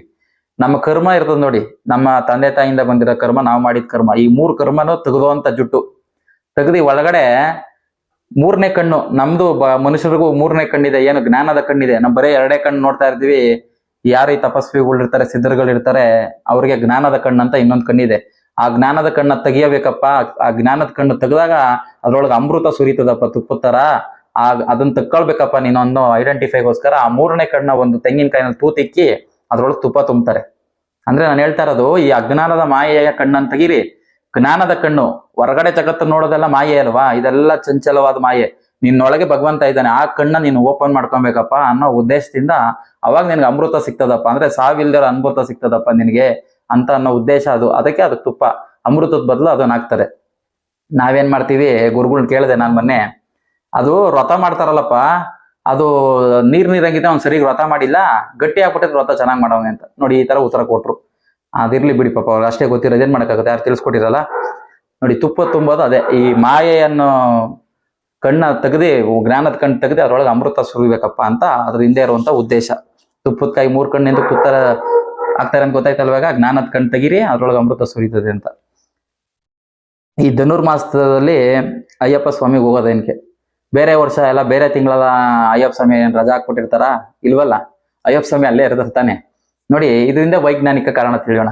ನಾವು ಹೋಗೋದು ಕೇರಳಗೆ. ಕೇರಳ ಯಾವ ತರ ಗುಡ್ಡಗಾಡು ಪ್ರದೇಶ, ವರ್ಷ 9 ಕಾಲ ಮಳೆ ಅತಿ ಹೆಚ್ಚು ಸುರಿತಾ ಇರ್ತದೆ, ಏನು ಮರ ಇದೆಲ್ಲ ಭೂಮಿ ಎಲ್ಲ ಕುಸಿತಾ ಇರ್ತದೆ.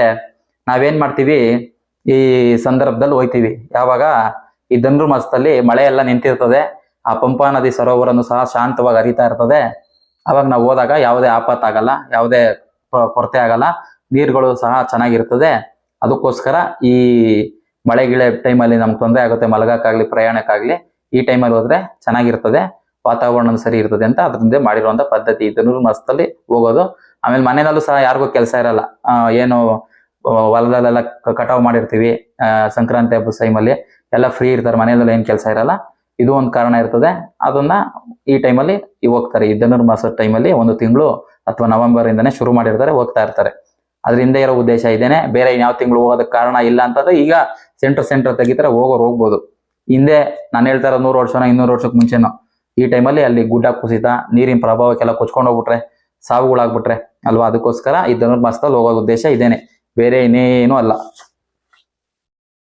ಕಾಲ್ನಡಿಗೆಯಲ್ಲಿ ನಡೆಯೋದಕ್ಕೆ ಕಾಲಿಗೆ ಅಂತ ಚಪ್ಪಲಿ ಹಾಕ್ಬಾರ್ದು ಅಯ್ಯಪ್ಪ ಸ್ವಾಮಿಗಳು ಅಲ್ವಾ. ನೋಡಿ, ನಾವು ಹೋಗೋದಲ್ಲಿ ಕಲ್ಲು ಮುಳ್ಳು ಬೆಟ್ಟ ಆಡೆ ಇದೆಯಲ್ಲ, ಇಲ್ಲಿ ಪ್ರಾಕ್ಟೀಸ್ ಆಗ್ಲಿ ಅಂತ 48 ದಿನ ಹೋಯ್ತಾ ದಾರಿಯಿಂದ ನಡ್ಕೊಂಡು ಹೋಗ್ಬೇಕಾರೆ ಚಪ್ಪಲಿ ಹಾಕಲ್ವಲ್ಲ, ಅದಕ್ಕೆ ಇಲ್ಲೇ ಪ್ರಾಕ್ಟೀಸ್ ಮಾಡ್ಕೊಳಪ್ಪ, ಮನೆ ಹತ್ರನೇ ಓಡಾಡ್ಬೇಕಾರೆ ಚಪ್ಪಲಿ ಹಾಕ್ದಿರಾ ಈಗಿಂದನೇ ಸ್ವಲ್ಪ ಸಣ್ಣ ಸಣ್ಣ ಕಲ್ಲು ಮುಳ್ಳೆಲ್ಲ ಚುಚ್ಚಿಸ್ಕೊಂಡು ಕಾಲ್ನ ಒಂಥರ ಚಕ್ಕೆ ತರ ನೋಡಿ ಚಪ್ಪಲಿ ಹಾಕಲ್ದಿರ ತುಂಬಾ ಜನ ನಡೀತಾ ಇರ್ತಾರೆ. ಇವ್ಗಳು ಸಹ ಅವರು ಜೀವನ ಪರ್ಯಂತ ಚಪ್ಪಲಿ ಹಾಕಿರಲ್ಲ, ಅವ್ರ ಕಾಲ್ ಮುಟ್ಟು ನೋಡಿ ಒಳ್ಳೆ ಶೂ ತರ ಗಟ್ಟಿ ಕಲ್ಲದಂಗ ಆಗ್ಬಿಟ್ಟಿರ್ತದೆ.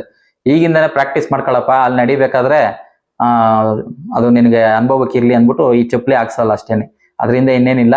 ಈಗೆಲ್ಲ ಸ್ವಾಮಿಗಳನ್ನ ನೋಡಿದೀನಿ ಶೂ ಹಾಕೊಂಡು ಹೋಯ್ತಾ ಇರ್ತಾರೆ. ತೆಂಗಿನಕಾಯಿ ಹೊಡೆಯೋದೇನ್ಕೆ, ಈಗ ಅಲ್ಲದಲ್ಲದ್ ಹೊಡಿತೀವಲ್ಲ ನಾವು, ಇಲ್ಲಿ ಗಾಡಿ ಹತ್ಬೇಕಾದ್ರೆ ತೆಂಗಿನಕಾಯಿ ಹೊಡಿತೀವಿ, ಮೆಟ್ಲು ಹತ್ಬೇಕಾದ್ರೆ ಹೊಡಿತೀವಿ, ಗಣೇಶನ ಹತ್ರ ಒಂದು ಹೊಡಿತೀವಿ, ಇಲ್ಲೆಲ್ಲ ಹೊಡಿತೀವಲ್ಲ. ತೆಂಗಿನಕಾಯಿ ಏನ್ ಹೊಡಿತೀವಿ? ಈಗ ನೋಡಿ, ತೆಂಗಿನಕಾಯಿ ಒಂದು ಆರೋಗ್ಯಕರವಾದ ಒಂದು ಪದಾರ್ಥ, ತಿನ್ನೋದಕ್ಕೆ ಶಕ್ತಿ ಬರ್ತದೆ. ಬಾಳೆಹಣ್ಣು ತೆಂಗಿನಕಾಯಿ ನೋಡಿ, ಅದನ್ನೇಂತ ಹೊಡಿತೀವಿ ಅಂದ್ರೆ, ಮೊದ್ಲು ಎಲ್ಲ ಈಗ ಹೋಟ್ಲಿಲ್ಲ, ಈಗೆಲ್ಲ ಹೋಟ್ಲಿದೆ, ಮೊದ್ಲೆಲ್ಲಿ ಹೋಟ್ಲಿತ್ತು, ಹೋಟ್ಲಿರ್ತಿಲ್ಲ, ಹೊಟ್ಟೆ ಹಸ್ರು ಏನ್ ಮಾಡ್ಬೇಕು, ಆ ತೆಂಗಿನಕಾಯಿ ಯಾರೆಲ್ಲ ಹೊಡಿತಾ ಇರ್ತಾರೆ ಅದನ್ನ ಎತ್ಕೊಂಡು ತಿನ್ನೋರು. ಈಗೆಲ್ಲ ಯಾರು ತಿನ್ನೋದೇ ಇಲ್ಲ, ಅವರೆಲ್ಲ ಒಣಗಿಸ್ಕೊಂಡು ಕೊಬ್ಬರಿ ಎಣ್ಣೆ ಮಾಡ್ಕೊಂತಾರೆ. ಆ ಹೊಡಿಯೋದು ಏನು ಅಂದ್ರೆ ಎತ್ಕೊಂಡು ತಿನ್ಬೇಕು ಅಂತ. ನೀವು ತಿಂದ್ರೆ ಅದ್ರಲ್ಲಿ ಹಾಲು ಉತ್ಪತ್ತಿ ಆಗೋದೇ, ತಿಂದ್ರೆ ದೇಹದ ಶಕ್ತಿ ಬರ್ತದೆ, ಮುಂದೆ ಹೆಜ್ಜೆ ಇಕ್ತಾ ಇರ್ಬೋದು. ಅದಕ್ಕೋಸ್ಕರ ಈ ತೆಂಗಿನಕಾಯಿ ಹೊಡಿಯೋದು ಅಂದ್ರೆ ಅದನ್ನ ಇಡ್ಗೆ ನೀವು ಯಾವುದೇ ದೇವಸ್ಥಾನ ಮುಂದೆ ತೆಂಗಿನಕಾಯಿ ಹೊಡಿತಿದ್ದೀರಾ ಅಂದ್ರೆ ಅದ್ರ ಉದ್ದೇಶ ಅಲ್ಲಿರೋರು ಜನ ಎತ್ಕೊಂಡು ತಿನ್ಬೇಕು. ಹೋಟ್ಲ್ ಇಲ್ವಲ್ಲ, ಈಗ ಹೋಟ್ಲ್ ಐತೆ. ಹಿಂದಿನ ಕಾಲದಲ್ಲಿ ಹೇಳ್ರಿ ಯಾವ ಹೋಟ್ಲ್ ಇತ್ತು? ಯಾವ ಹೋಟ್ಲು ಇಲ್ಲ. ಬಾಳೆಹಣ್ಣು ತೆಂಗಿನಕಾಯಿ ತಿನ್ಕೊಂಡು ಸ್ವಲ್ಪ ಬೆಲ್ಲಾಗಿಲ್ಲ ಕಳ್ಳೆಪುರಿ ಕಟ್ಕೊಂಡಿರೋರು ತಿನ್ಕೊಂಡು ಹೋಯ್ತಾ ಇರೋರು ಇಷ್ಟೇ. ಅದು ನೀವು ತಿನ್ನಿ, ನಿಮ್ಗೆ ಯಾವ್ದಾನ ಒಂದು ಕಾಯಿಲೆ ಇತ್ತು ಅಂತಂದ್ರೆ ಏನು ತಿನ್ಬೇಡಿ, ಒಂದು ವಾರ ಬರೀ ತೆಂಗಿನಕಾಯಿ, ಬಾಳೆಹಣ್ಣು, ಬೆಟ್ಟದ ನೆಲ್ಲಿಕಾಯಿ, ಈ ಬೆಲ್ಲ ಇಂಥವನ್ನೇ ತಿನ್ಕೊಂಡ್ ಬನ್ನಿ, ನಿಮ್ ದೇಹದಲ್ಲಿರೋ ಅನೇಕ ಕಾಯಿಲೆಗಳು ಹೋಗ್ಬಿಡ್ತದೆ. ಅಷ್ಟೊಂದು ಶಕ್ತಿ ಇದೆ ತೆಂಗಿನಕಾಯಿನಲ್ಲಿ. ಆ ತೆಂಗಿನಕಾಯಿ ಹೊಡೆಯೋ ಉದ್ದೇಶ ನೀವೆಲ್ಲ ಎತ್ಕೊಂಡು ತಿನ್ಬೇಕು. ದೇವಸ್ಥಾನ ಮುಂದೆ ಈಡ್ಗಾಯಿ ಹೊಡೆಯೋದು ಅದಕ್ಕೇನೆ, ತಿನ್ನೋದಕ್ಕೆ. ಅಲ್ಲೂ ಇರ್ತವಲ್ಲ ಮುಖ ಪ್ರಾಣಿ ಪಾಪ, ಕೋತಿ, ಹಸು ಅವೆಲ್ಲ, ಅದು ಸಹ ತಿಂತಾ ಇರ್ತವೆ. ಅದಕ್ಕೋಸ್ಕರ ಸಹ ಈ ಈಡ್ಗಾಯಿ ಹೊಡೆಯೋ ಪದ್ಧತಿ ಇರೋದು. ಅದೊಂದಕ್ಕೆ ಅಂತಲ್ಲ, ಎಲ್ಲಾ ದೇವಸ್ಥಾನ ನೀವು ಈಡ್ಗಾಯಿ ಹೊಡೆಯೋದು ತಿನ್ನೋದಕ್ಕೆ, ಅಲ್ಲಿರೋರು ಎತ್ಕೊಂಡು. ಹಾ, ಈಗ ಬಂದು ಮೈನ್ ಪಾಯಿಂಟ್. 18 ಮೆಟ್ಲು ಏನ್ಕಿದೆ ಅಯ್ಯಪ್ಪ ಸ್ವಾಮಿಗೆ ನೋಡಿ. 18 ಮೆಟ್ಲು ಒಂದೇ ಅಲ್ಲ, ಏನು ನಮ್ಮ ಮಹಾಭಾರತದ ಯುದ್ಧ ನಡೆದಿರೋದು 18, ಇನ್ನು ಅನೇಕ 18ಗಳು ಉದಾಹರಣೆ ಇದೆ. ನನಗೆ ತಿಳಿದ ಮಟ್ಟಿಗೆ ಹೇಳ್ತೀನಿ ನೋಡಿ. 18 ಮೆಟ್ಲು ಇರುವಂತ ಉದ್ದೇಶ ಇವತ್ತು ತುಂಬಾ ಚೆನ್ನಾಗಿ ನಾವು ಅರ್ಥ ಮಾಡ್ಕೊಬೇಕು. ಇದೇ ಸಂಪೂರ್ಣವಾದ ಮನುಷ್ಯನ ಅರ್ಥ. ಈಗ ನಾವು ಹುಟ್ಟಿದೀವಲ್ವಾ, ಈ 18ರೊಳಗೆ ನಮ್ ಬದುಕಿರ್ತದೆ. ಬೇರೆ ಅನೇಕ ಜನರದು ಇದನ್ನ ದಾಟಿ ಹೋಗ್ಬೇಕು. ಅದನ್ನ ದಾಟಿ ಹೋದಾಗೇನೆ 18 ಅನ್ನೋ ಮಾಯನ್ನ ದಾಟಿ ನಾವು ಮುಂದೆ ಹೋದಾಗೇನೆ ಭಗವಂತನ ನಾವು ಸೇರಕ್ ಸಾಧ್ಯ. ನೋಡಿ, ಈ ಭೂಮಿಯಿಂದ ನಾವು ನೋಡ್ತೀವಿ, ಏನ್ ನೋಡ್ತೀವಿ? ನಾನೊಬ್ಬ, 4 ವೇದ ಅಂತೀವಿ. ನಾನೊಂದು ವೇದ, ಸೂರ್ಯ ಒಂದು, ಚಂದ್ರ, ನಕ್ಷತ್ರ, ಈ 4 ಆಯ್ತು. ಆಮೇಲಿಂದ ಈ 6 ನಮ್ಮ ಗುಣಗಳು ಏನು? ಕಾಮ, ಕ್ರೋಧ, ಮೋಹ, ಲೋಭ, ಮದ, ಮತ್ಸರ, ಈ 6 ನಮ್ಮ ಗುಣಗಳು 10 ಆಯ್ತು. ಮತ್ತೆ ಇನ್ನ 5 ಪಂಚಭೂತಗಳು ಏನು? ಸೂರ್ಯ, ಇದು ಅಗ್ನಿ, ಗಾಳಿ, ನೀರು, ಆಕಾಶ, ಭೂಮಿ, ಈ 5 ಭೂತಗಳು. ಮತ್ತೆ ಇನ್ನೊಂದು 3 ಏನು ಅಂತಂದ್ರೆ 15 ಆಯ್ತಲ್ವಾ? ಈ ಹೆಣ್ಣು, ಹೊನ್ನು, ಮಣ್ಣು, ಈ 18. ಈ 18ರಲ್ಲೇ ನಮ್ಮ ಜೀವನ ಮುಗೀತದೆ. ಅಥವಾ ಹೆಣ್ಗಾದ್ರೆ ಗಂಡು, ಹೊನ್ನು, ಮಣ್ಣು, ಈ ತರ ಇಷ್ಟರಲ್ಲೇ ನಮ್ಮ ಜೀವನ ಮುಗಿಸ್ಕೊಂಡ್ಬಿಡ್ತೀವಿ. ಈ 18 ಇದನ್ನೆಲ್ಲ ನಾವು ತ್ಯಜಿಸಿ ಈ 18ರಲ್ಲೇ ನಮ್ಮ ಬದುಕಿರ್ತದೆ. ಇನ್ನೊಂದು ಹೆಜ್ಜೆ ನಾವು ಮುಂದಕ್ಕೆ ಹೋದಾಗೇನೆ ನಮ್ಮ ಬದುಕು ಸಾರ್ಥಕ ಆಗೋದು. ಅದೇನೆ ಯೋಗ ಮಾರ್ಗ, ಅದೇ ಭಗವಂತನ ಮಾರ್ಗ. ಈ 18ರಲ್ಲೇ ಬದುಕಿ ಸಾಯ್ಬೇಡ್ರಪ್ಪ, ಇನ್ನೊಂದು ಹೆಜ್ಜೆ ಮುಂದಕ್ಕೆ ಬನ್ನಿ ಅಂತ ಇಕ್ಕಿರೋ ಅಂತ ಐಡೆಂಟಿಫೈಗೆ 18 ಮೆಟ್ಲು ಇರುವಂತ ಕಾರಣ ಅಷ್ಟೇ ಸ್ನೇಹಿತರೆ. ಈಗ 18 ಮೆಟ್ಲು ಉದ್ದೇಶ ತಿಳ್ಕೊಂಡ್ರೆ ಅಲ್ವಾ, ಇಷ್ಟಲ್ಲಿ ನಮ್ಮ ಬದುಕಿರ್ತದೆ, ಅದನ್ನ ದಾಟಿ ಮುಂದೆ ಬರಬೇಕು ಅಂತ. ನೋಡಿ, ಅಲ್ಲಿ ಸರಕುತ್ತು ಅಂತೀವಿ. ಏನಂತಂದ್ರೆ ನಮ್ಮ ನಮ್ಮ ಜ್ಞಾನದ ಕಣ್ಣಿಗೆ ಅದನ್ನ ಕೇಂದ್ರೀಕರಿಸಬೇಕು ಅಂತ. ಅದಿರ್ಲಿ, ಅದು ಮುಂದೆ ತಿಳಿಸ್ತೀನಿ.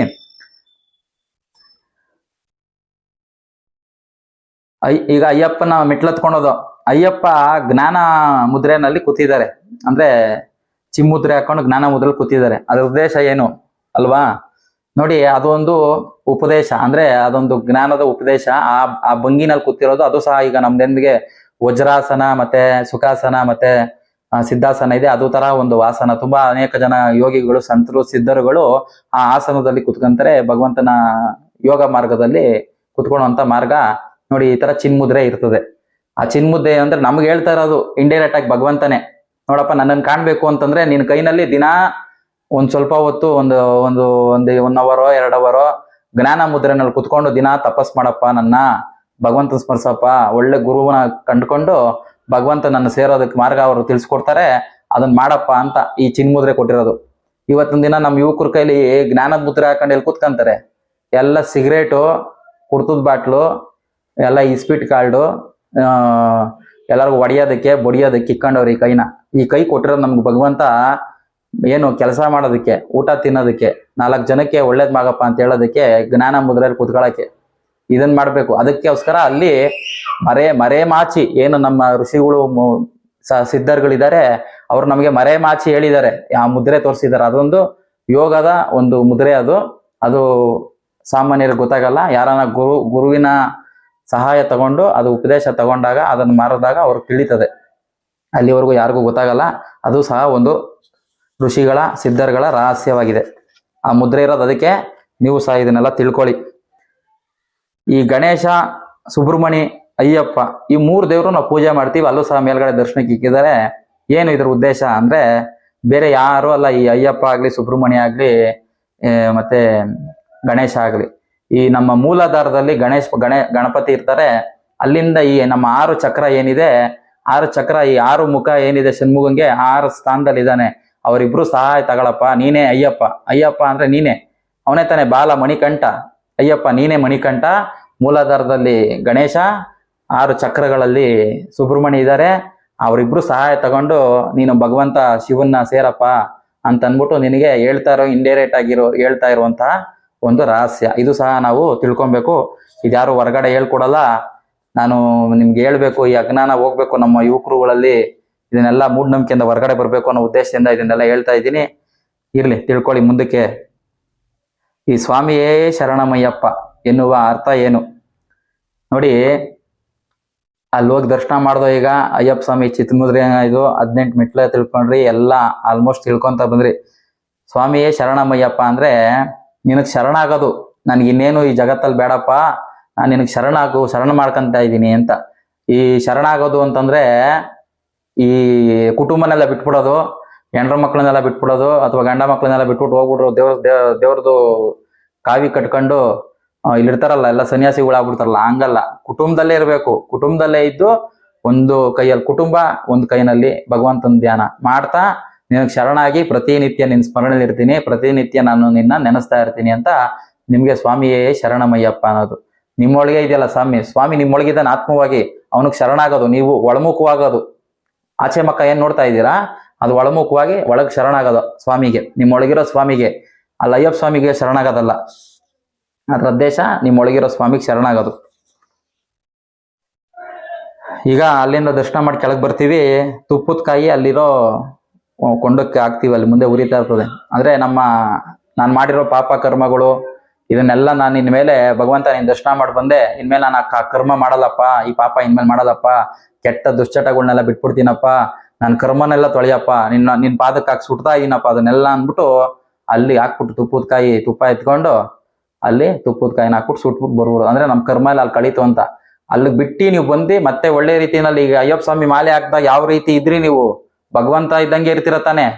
ಯಾವುದೇ ದುಶ್ಚಟ ಇರಲ್ಲ ನಿಮ್ಮ ಹತ್ರ, ಯಾವುದೇ ಕೆಟ್ಟ ದೃಷ್ಟಿ ನೋಡಲ್ಲ, ಯಾರಿಗೂ ಮೋಸ ಅನ್ಯಾಯ ಮಾಡಲ್ಲ, ಮನ್ಸು ಶಾಂತವಾಗಿ ಎಲ್ಲರಲ್ಲೂ ದೇವ್ರ ಕಂಡು ಅದೇ ಇರ್ಬೇಕು 9 ಕಾಲ. ಬರೋ ವರ್ಷ ನೀವು ಅಯ್ಯಪ್ಪ ಸ್ವಾಮಿ ಹೋಗೋವರ್ಗುನು ಹಂಗಿದ್ರೆ ಮಾತ್ರ ಅಲ್ಲಿ ಇನ್ನೊಂದ್ಸತಿ ಹೋಗ್ರಿ. ನೀವು ಅಯ್ಯಪ್ಪ ಸ್ವಾಮಿಗೆಲ್ಲ ಹೋಗ್ಬೇಡ್ರಿ ದಯವಿಟ್ಟು. ಅಲ್ಲಿ ಹಾಕ್ತಿದ್ರೆ ಮುಗಿತೀನ, ನಮ್ ಕರ್ಮ ಎಲ್ಲ ನಿನ್ಗೆ ಒಪ್ಪಿಸ್ತೋ, ಇನ್ಮೇಲೆ ನಾವು ಬರಲ್ಲ, ಮಾಡಲ್ಲ ನಾವು ಅದನ್ನ ಅಂತ ಹೇಳೋದಕ್ಕೋಸ್ಕರ ಅಲ್ಲಿ ಸುಟ್ಬಿಟ್ಟು ಬರೋದು. ನೀವು ತುಪ್ಪದ ಕಾಯಿನ ಹಾಕ್ಬಿಟ್ಟು ಅದು ನಿಮ್ ಕರ್ಮ ಆಗ್ತಾನೆ. ನಾನು ಅವಾಗ ಹೇಳಿದ್ನಲ್ಲ, 3 ಮಲ ನಮ್ ತಂದೆ ತಾಯಿಯಿಂದ ಬಂದಿದ್ ಕರ್ಮ, ನಮ್ ಕರ್ಮ 3 ಸೇರ್ ಅಲ್ಲಿ ಸುಡ್ತಾ ಇದೀರಾ. ಅದು ಕೊನೆ ನಿಮ್ ಕರ್ಮನು ಸೇರ್ಸಲ್ಲಿ ಹಾಕ್ಬಿಟ್ಟು ಬಂದಿದ್ದು. ಇನ್ಮೇಲೆ ಅದನ್ನ ಮಾಡ್ಬಾರ್ದು. ಅದಕ್ಕೋಸ್ಕರ ಸುಡಕ್ ಹಾಕೋದು ಕಾಯಿನ. ಇನ್ನೇನ್ ಅಲ್ಲಿ ಬೆಂಕಿ ಉರಿಲಿ, ಅಲ್ಲಿ ಇರೋರ್ಗೆಲ್ಲ ಬೆಳಕ್ ಬರ್ಲಿ ಅಂತಲ್ಲ, ನಿಮ್ ಕರ್ಮನೆಲ್ಲ ಅಲ್ಲಿ ಬಿಸ್ಬಿಟ್ಟು ಇನ್ಮೇಲೆ ನಾವು ಅದನ್ನ ಮಾಡಲ್ಲ ಅಂತ ಉದ್ದೇಶ. ಅದಕ್ಕೋಸ್ಕರ ಈ ತುಪ್ಪದ ಕಾಯಲ್ಲಿ ಸುರಿಯೋದು. ಈಗ ಮಹಿಷಿ ಅಂದ್ರೆ ಯಾರು ಅಲ್ವಾ? ಮಹಿಷಿ ಅಂದ್ರೆ ದೇವ, ಅದೊಂದು ಪುರಾಣಿಕ ಕಥೆ. ಯಾವ್ದೇ ಆಗ್ಲಿ ನಮ್ಮ ಹಿಂದೂನಲ್ಲಿ, ನಮ್ಮ ಸನಾತನ ಧರ್ಮದಲ್ಲಿ ಒಂದು ದಂತಕಥೆ ಇಕ್ಕಿರ್ತಾರೆ. ಅದೇ ರೀತಿ ಅಯ್ಯಪ್ಪ ಸ್ವಾಮಿದು ಸಹ ಒಂದು ದಂತಕಥೆ ನಮ್ಗೆಲ್ಲ ಗೊತ್ತಿದೆ, ಸಿನಿಮಾದಲ್ಲಿ ನೋಡಿದೀವಿ. ರಾಜನಿಗೆ ಮಕ್ಕಳಿರ್ಲಿಲ್ಲ, ಅಯ್ಯಪ್ಪ ಸ್ವಾಮಿ ಹುಟ್ಟಿದ್ರು, ಮಹಿಷಿ ವರ ತಗೊಂಡಿದ್ದು ನಾರಾಯಣಂಗೋನು ಈಶ್ವರಂಗ್ ಹುಟ್ಟಿದ್ರೆ ಮಗು, ಅದರಿಂದ ನಂಗೆ ಸಾವು ಬರ್ಬೇಕು ಅಂತ ಅದರಿಂದ ಮಹಿಷಿ ಅಟ್ಟಹಾಸ ಮೆರೆದಿತ್ತು, ದೇವ್ರುಗಳಿಗೆಲ್ಲ ಕಾಟ ಕೊಡ್ತಿದ್ದು. ಮಹಿಷಿ ಬೆಳೆದ ಅಲ್ಲಿ ರಾಜನ ಹತ್ರ, ಅವನು ಬಂದು ಸಂಹಾರ ಮಾಡ್ದ ಅಂತ. ನೋಡಿ, ಇದನ್ನ ಅರ್ಥ ಮಾಡ್ಕೊಬೇಕು. ಮಹಿಷಿ ಅಂದ್ರೆ ಯಾವುದೇ ಏನೋ ರಾಕ್ಷಸಿ ಅಲ್ಲ, ಮಹಿಷಾಸುರ ಅಂದ್ರೂ ಯಾವುದೇ ರಾಕ್ಷಸ ಅಲ್ಲ. ನಮ್ಮೊಳಗಿರುವ ಮಾಯೆ ಅದು.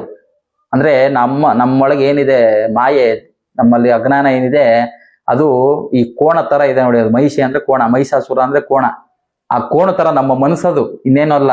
ಮಾಯೆ ಅಂತಂದ್ರೆ ನಮ್ಮ ಮನಸ್ಸು ಚಂಚಲ ಇದೆ ನೋಡಿ. ಕಂಡಿದ್ದೆಲ್ಲ ಬೇಕು, ಅದು ಬೇಕು, ಇದು ಬೇಕು, ಅತಿ ಹೆಚ್ಚು ಆಸೆ, ಅಳತೆ ಮೀರ್ ಆಸೆ, ಅನ್ಯಾಯ, ಮೋಸ, ವಂಚನೆ, ದಗ ಕೊಡ್ತನ ಮಾಡಬಾರ್ದೆಲ್ಲ ಕರ್ಮ ಮಾಡೋದೇನಂದ್ರೆ ನಮ್ಮ ಮನಸ್ಸು. ಅದು ನಮ್ಮ ಕೋಣ ತರ ನಮ್ಮ ಎದುರುಗಡೆ ಯಾವಾಗೂ ನಿಂತಿರ್ತದೆ. ಅದನ್ನ ಮಾಡು ಮಾಡು ಅಂತ ಬಿಡ್ತಾ ಇರ್ತದೆ. ಅದನ್ನ ಕಂಟ್ರೋಲೇ ಸಿಗ್ತಾ ಇಲ್ಲ ನಮ್ಗೆ. ಅದೇ ಕಣಪ್ಪ ಮಹಿಷಿ ಅಂತಂದ್ರೆ. ನೀನು ಭಗವಂತ ಅಯ್ಯಪ್ಪ ಸ್ವಾಮಿ ನೀನು ಜ್ಞಾನ ಪಡ್ಕೊಂಡು ಯೋಗ ಜ್ಞಾನನ ಕಲ್ತು ಆ ಮನಸ್ಸನ್ನು ಕೋಣನ ನಿನ್ ಹಿಡ್ತದಲ್ಲಿಕ್ಕೋ, ಅದನ್ನ ಸಂಹಾರ ಮಾಡ್ತಾ ಬಾ ಅಂತ ಹೇಳೋದಕ್ಕೋಸ್ಕರ ಈ ಮಹಿಷಿ, ಈ ಮಹಿಷಾಸುರ ಇರೋದು. ಹೆಣ್ಮಕ್ಳು ನೀವು ಅದನ್ನ ಸಂಹಾರ ಮಾಡಿದ್ರೆ ಅಯ್ಯಪ್ಪ ಸ್ವಾಮಿ ಆಗ್ಬಿಡ್ತೀಯ, ನೀನು ದೇವ್ರಾಗ್ಬಿಡ್ತೀಯ. ಹೆಣ್ಮಕ್ಳು ಆ ಮಹಿಷಾಸುರನ್ನ ನಿಮ್ಮಲ್ಲಿ ಹುಟ್ಟೋ ಅಂತ ಆ ಚಿಂತನೆಯನ್ನ ಕಟ್ ಮಾಡಿದ್ರೆ, ಸಾಯಿಸಿದ್ರೆ ನೀವು ದೇವ್ರು ಚಾಮುಂಡಮ್ಮ ಆಗ್ಬಿಡ್ತೀಯ ಅಂತ ಇದೋ ಉದ್ದೇಶ. ಅದಕ್ಕೆ ಏನೇನೋ ಕತೆ ಹೇಳ್ಬಿಟ್ಟು ನಮ್ಮ ಜನಗಳನ್ನ ಫುಲ್ಲು ಮೂಢನಂಬಿಕೆಯಲ್ಲಿ ಮುಳುಗಿಸ್ಬಿಟ್ಟವ್ರೆ. ಇಷ್ಟೇ ಮಹಿಷಿ ಮಹಿಷಾಸುರ ಅಂದ್ರೆ ಹೆಣ್ಮಕ್ಳಲ್ಲಿ ಹುಟ್ಟೋ ಅಂತ ಮನಸ್ಸಿನ ಚಂಚಲಗಳನ್ನ ಕತ್ತರಿಸಾಕೋದು, ಕುಂದಾಕೋದು. ಗಂಡು ಮಕ್ಳು ಹುಟ್ಟೋ ಅಂತ ಎಲ್ಲ ಆಸೆಗಳನ್ನೆಲ್ಲ, ಕಾಮನೆಗಳನ್ನೆಲ್ಲ, ಮೋಹಗಳನ್ನ ಆ ಕೋಣ ತರ ಬಂದ್ ನಮ್ಮ ಮುಂದೆ ನಿಂತಲ್ಲ, ಅದನ್ನ ಮನಸ್ಸನ್ನ ಹಿಡಿತದಲ್ಲಿ ಇಟ್ಕೊಂಡು ಭಗವಂತನ ಧ್ಯಾನ ಮಾಡ್ತಾ ಅದನ್ನ ಕಟ್ಟಾಕಿ ಒಳಗಡೆ ಅದ್ಮೋದು, ಹೊರಗಡೆ ಬಿಡ್ದಂಗೆ. ಅದೇ ತಾನೇ ಕೋಪನೇ ತಾನೆ ನಮ್ದೆಲ್ಲ ಆಸೆ ಅಂತಂದ್ರೆ, ಚಂಚಲ ತಾನೆ. ಆ ಮಾಯನ ಅದ್ಮೋದು ಅಂತ ಅಷ್ಟೇ. ಮಹಿಷಿ ಅಂತಂದ್ರೆ ಇನ್ನೇನಿಲ್ಲ, ಅದೇನ್ ಸಂಹಾರನೂ ಅಲ್ಲ, ಇನ್ನೇನು ಅಲ್ಲ, ಅದೇನ್ ದಂತಕತೆ ಇರ್ತದೆ, ಮರೆ ಮಾಚ್ ಹೇಳಿರ್ತಾರೆ ಅಷ್ಟೇನೆ. ಅದರಿಂದ ಈ ತರ ಒಂದು ವೈಜ್ಞಾನಿಕವಾದ ಚಿಂತನೆ ಇರ್ತದೆ. ಅಯ್ಯಪ್ಪ ಸ್ವಾಮಿ ಹುಲಿ ಮೇಲೆ ಬರ್ತಾರೆ ಹೆಂಗೆ ನೋಡಿ. ಈಗ ನಿಮ್ಮ ಮನ್ಸನ್ನ ನೀವು ಗೆದ್ರೆ ನೀವು ಹೆಂಗಿರ್ತೀರಾ? ಹುಲಿ ತರ ಇರ್ತೀರ. ಅವಾಗ ಯಾವುದು ಬೇಕು ಬೇಡಗಳಿರಲ್ಲ, ಯಾವ ಆಸೆಗಳಿರಲ್ಲ. ಧೈರ್ಯವಾಗಿ ಭಗವಂತ ನಮ್ ಜೊತೆ ಇದ್ದೇನೆ ಅಂದ್ಮೇಲೆ ಇನ್ನೇನ್ ಬೇಕು ನಮ್ಗೆ? ಯಾರು ಬೇಕಾಗಿಲ್ಲ. ಇನ್ನೆಲ್ಲ ಮಾಯ ಜಗತ್ತಾನೆ, ಎಲ್ಲ ಸಂಸಾರ ಜಂಜಾಟ ಎಲ್ಲ ನಿಮ್ ತೋಳಲ್ಲಿ ಶಕ್ತಿ ಇರೋವರೆಗೂ, ಜೋಬ ಸ್ವಲ್ಪ ದುಡ್ಡಿರೋವರೆಗೂ, ನಿಮ್ಮ ದೇಹದಲ್ಲಿ ಹೆಣ್ಮಕ್ಳು ಪ್ರಾಯ ಇರೋವರೆಗೂ ಅಷ್ಟೇ ನಿಮಗೆ ವ್ಯಾಲ್ಯೂ. ಎಷ್ಟು ಜನ ನೋಡಿದೀವಿ ನಾವು. ಈಗ ಆಲ್ರೆಡಿ ಕಣ್ಣಲ್ಲಿ ಕಾಣ್ತಾ ಇದೀವಿ, ಕೋಟ್ಯಾಂತರ ರೂಪಾಯಿ ಇರ್ತದೆ ತಗೊಂಡಾಗ ಅನಾಥಾಶ್ರಮಕ್ಕೆ ಬಿಸಾಕವ್ರೆ ಅಲ್ವಾ. ಚೆನ್ನಾಗಿ ಒಳ್ಳೆ ಮದುವೆ ಆಗಿ ಎಲ್ಲ ಸಂಸಾರ ಮಾಡ್ತಾ ಇರ್ತಾರೆ. ಅಲ್ಲಿ ಇನ್ನೊಂದು ಹುಡುಗಿನ ಮದುವೆ ಮಾಡ್ಕೊಂಡು ಹೋಗಿರ್ತಾರೆ. ಇಲ್ಲ ಗಂಡನ ಒಳ್ಳೆ ಸುಂದರವಾದ ಗಂಡ ಇರ್ತಾನೆ, ಇನ್ನೊಬ್ಬ ನೋಡ್ಕೊಂಡು ಹೋಗಿರ್ತಾರೆ ಅಲ್ವಾ. ಭಗವಂತನ ಜೊತೆ ಇರಪ್ಪ. ಇದೆಲ್ಲ ಏನು ಯಾವಾಗ ಬೇಕಾದ್ರೂ ಮಾಯೆ, ಇದು ಸಂಬಂಧಗಳು ಎಲ್ಲ ನಾಟಕ ಸಂಬಂಧಗಳು.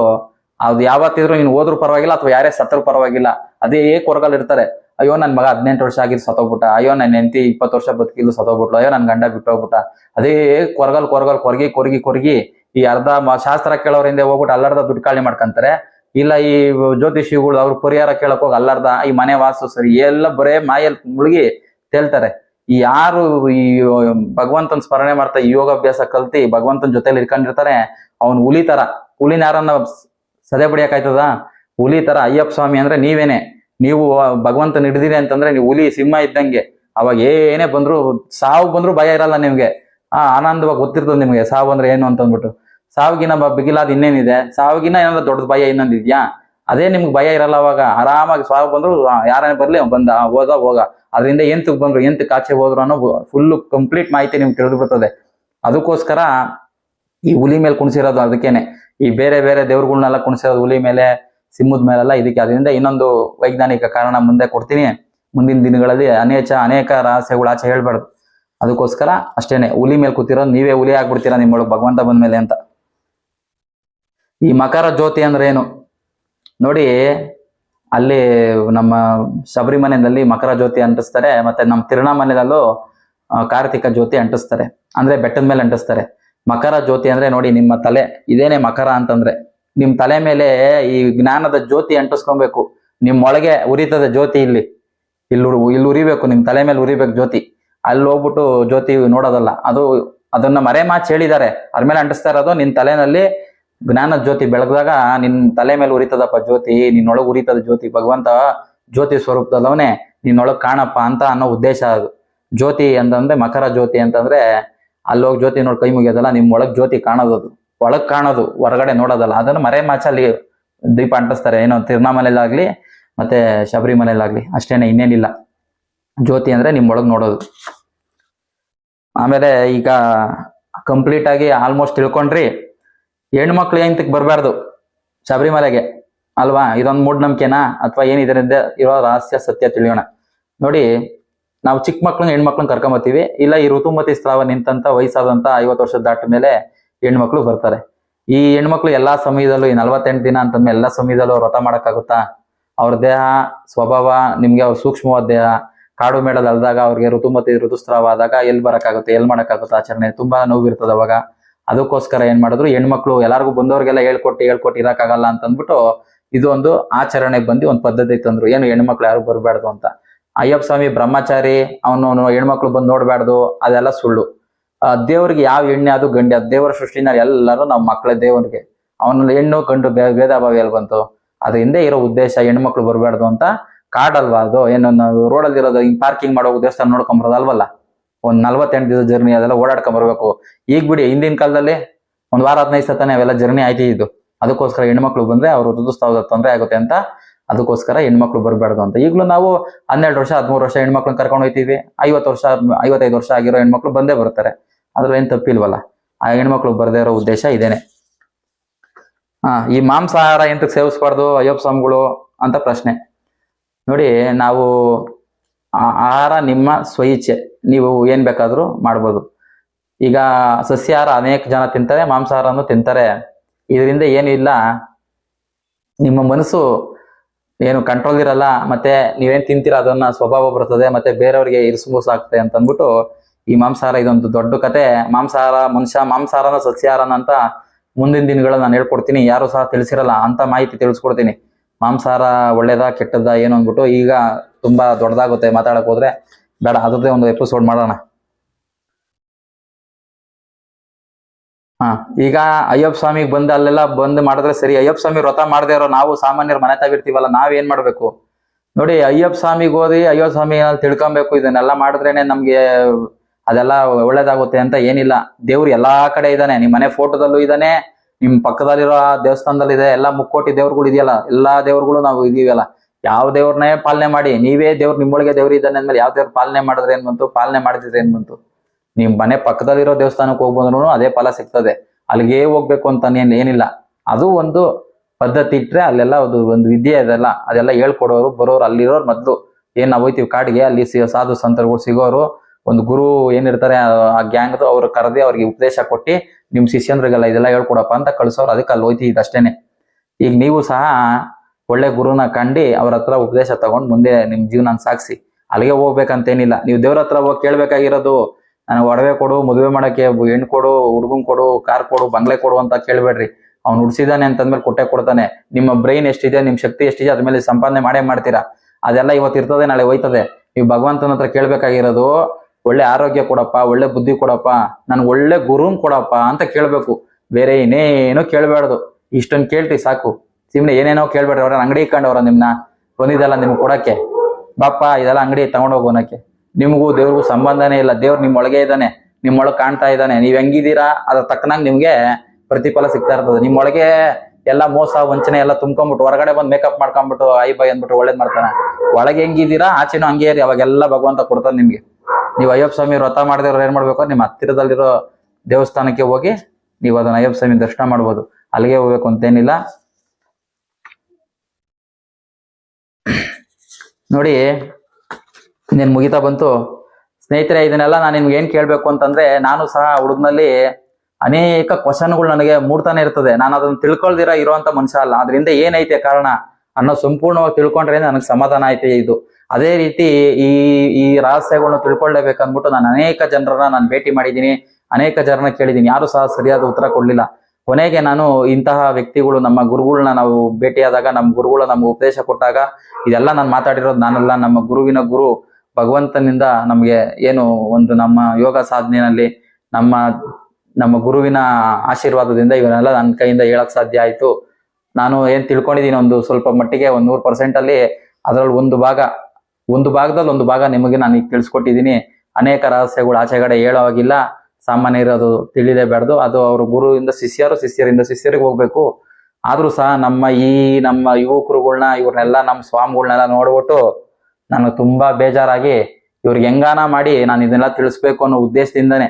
ನೋಡಿ, ಆಂಧ್ರ ಪ್ರದೇಶ ತೆಲಂಗಾಣದಲ್ಲಿ 8 ಕೋಟಿ ಜನ, ಕರ್ನಾಟಕದಲ್ಲಿ ಒಂದು 6-7 ಕೋಟಿ ಜನ, ತಮಿಳ್ನಾಡಲ್ಲಿ ಒಂದು 8 ಕೋಟಿ ಜನ, ಕೇರಳದಲ್ಲಿ ಒಂದು 4 ಕೋಟಿ ಜನ, ಹೆಚ್ಚು ಕಮ್ಮಿ 35 ಇಂದ 40 ಕೋಟಿ ಜನ ಇದ್ದಾರೆ. ಯಾರಾನ ಹೇಳ್ರೋ ಬಂದು ಎಲ್ಲಾನ ಒಂದ್ ಹೇಳ್ರಪ್ಪ ಬಂದ್ರು ಅಂದ್ರೆ ಹುಡುಕ್ತೆ ಒಂದು 15 ವರ್ಷ ಹುಡುಕಿದೀನಿ ಇದ್ರ ರಹಸ್ಯ ತಿಳಿಬೇಕು ಅಂತ. ಒಬ್ರು ನಮ್ಗೆ ಹೇಳ್ಕೊಡ್ಲಿಲ್ಲ. ಕೊಡಿ, ಇಷ್ಟೊಂದೆಲ್ಲ ಇರ್ತದೆ. ನಾನ್ ಹೇಳಿದ್ದೆ ಸತ್ಯ ಅಂತ ನಾನು ಯಾವತ್ತೂ ಹೇಳಲ್ಲ. ನೀವು ಪರಿಶೀಲನೆ ಮಾಡಿ, ಇದನ್ನೆಲ್ಲ ನೋಡಿದೀರಾ. ಹೋಗಿ ನಿಮ್ ಗುರುಸ್ವಾಮಿಗಳು ಇರ್ತಾರಲ್ಲ, ಒಂದ್ 20 ವರ್ಷ ಹೋಗಿರೋ 20 ಅವ್ರನ್ನ ಕೇಳಿ, ಅಥವಾ ನಿಮ್ ಇಡುಮುಡಿ ಕಟ್ತಾರಲ್ಲ ಅವ್ರನ್ನ ಹೋಗಿ ಕೇಳಿ, ನೋಡೋದ ಹೇಳ್ತಾರೆ. ಯಾರನ್ನ ಹೇಳಿದ್ರ ಅದನ್ನ ತಿಳಿಸಿ.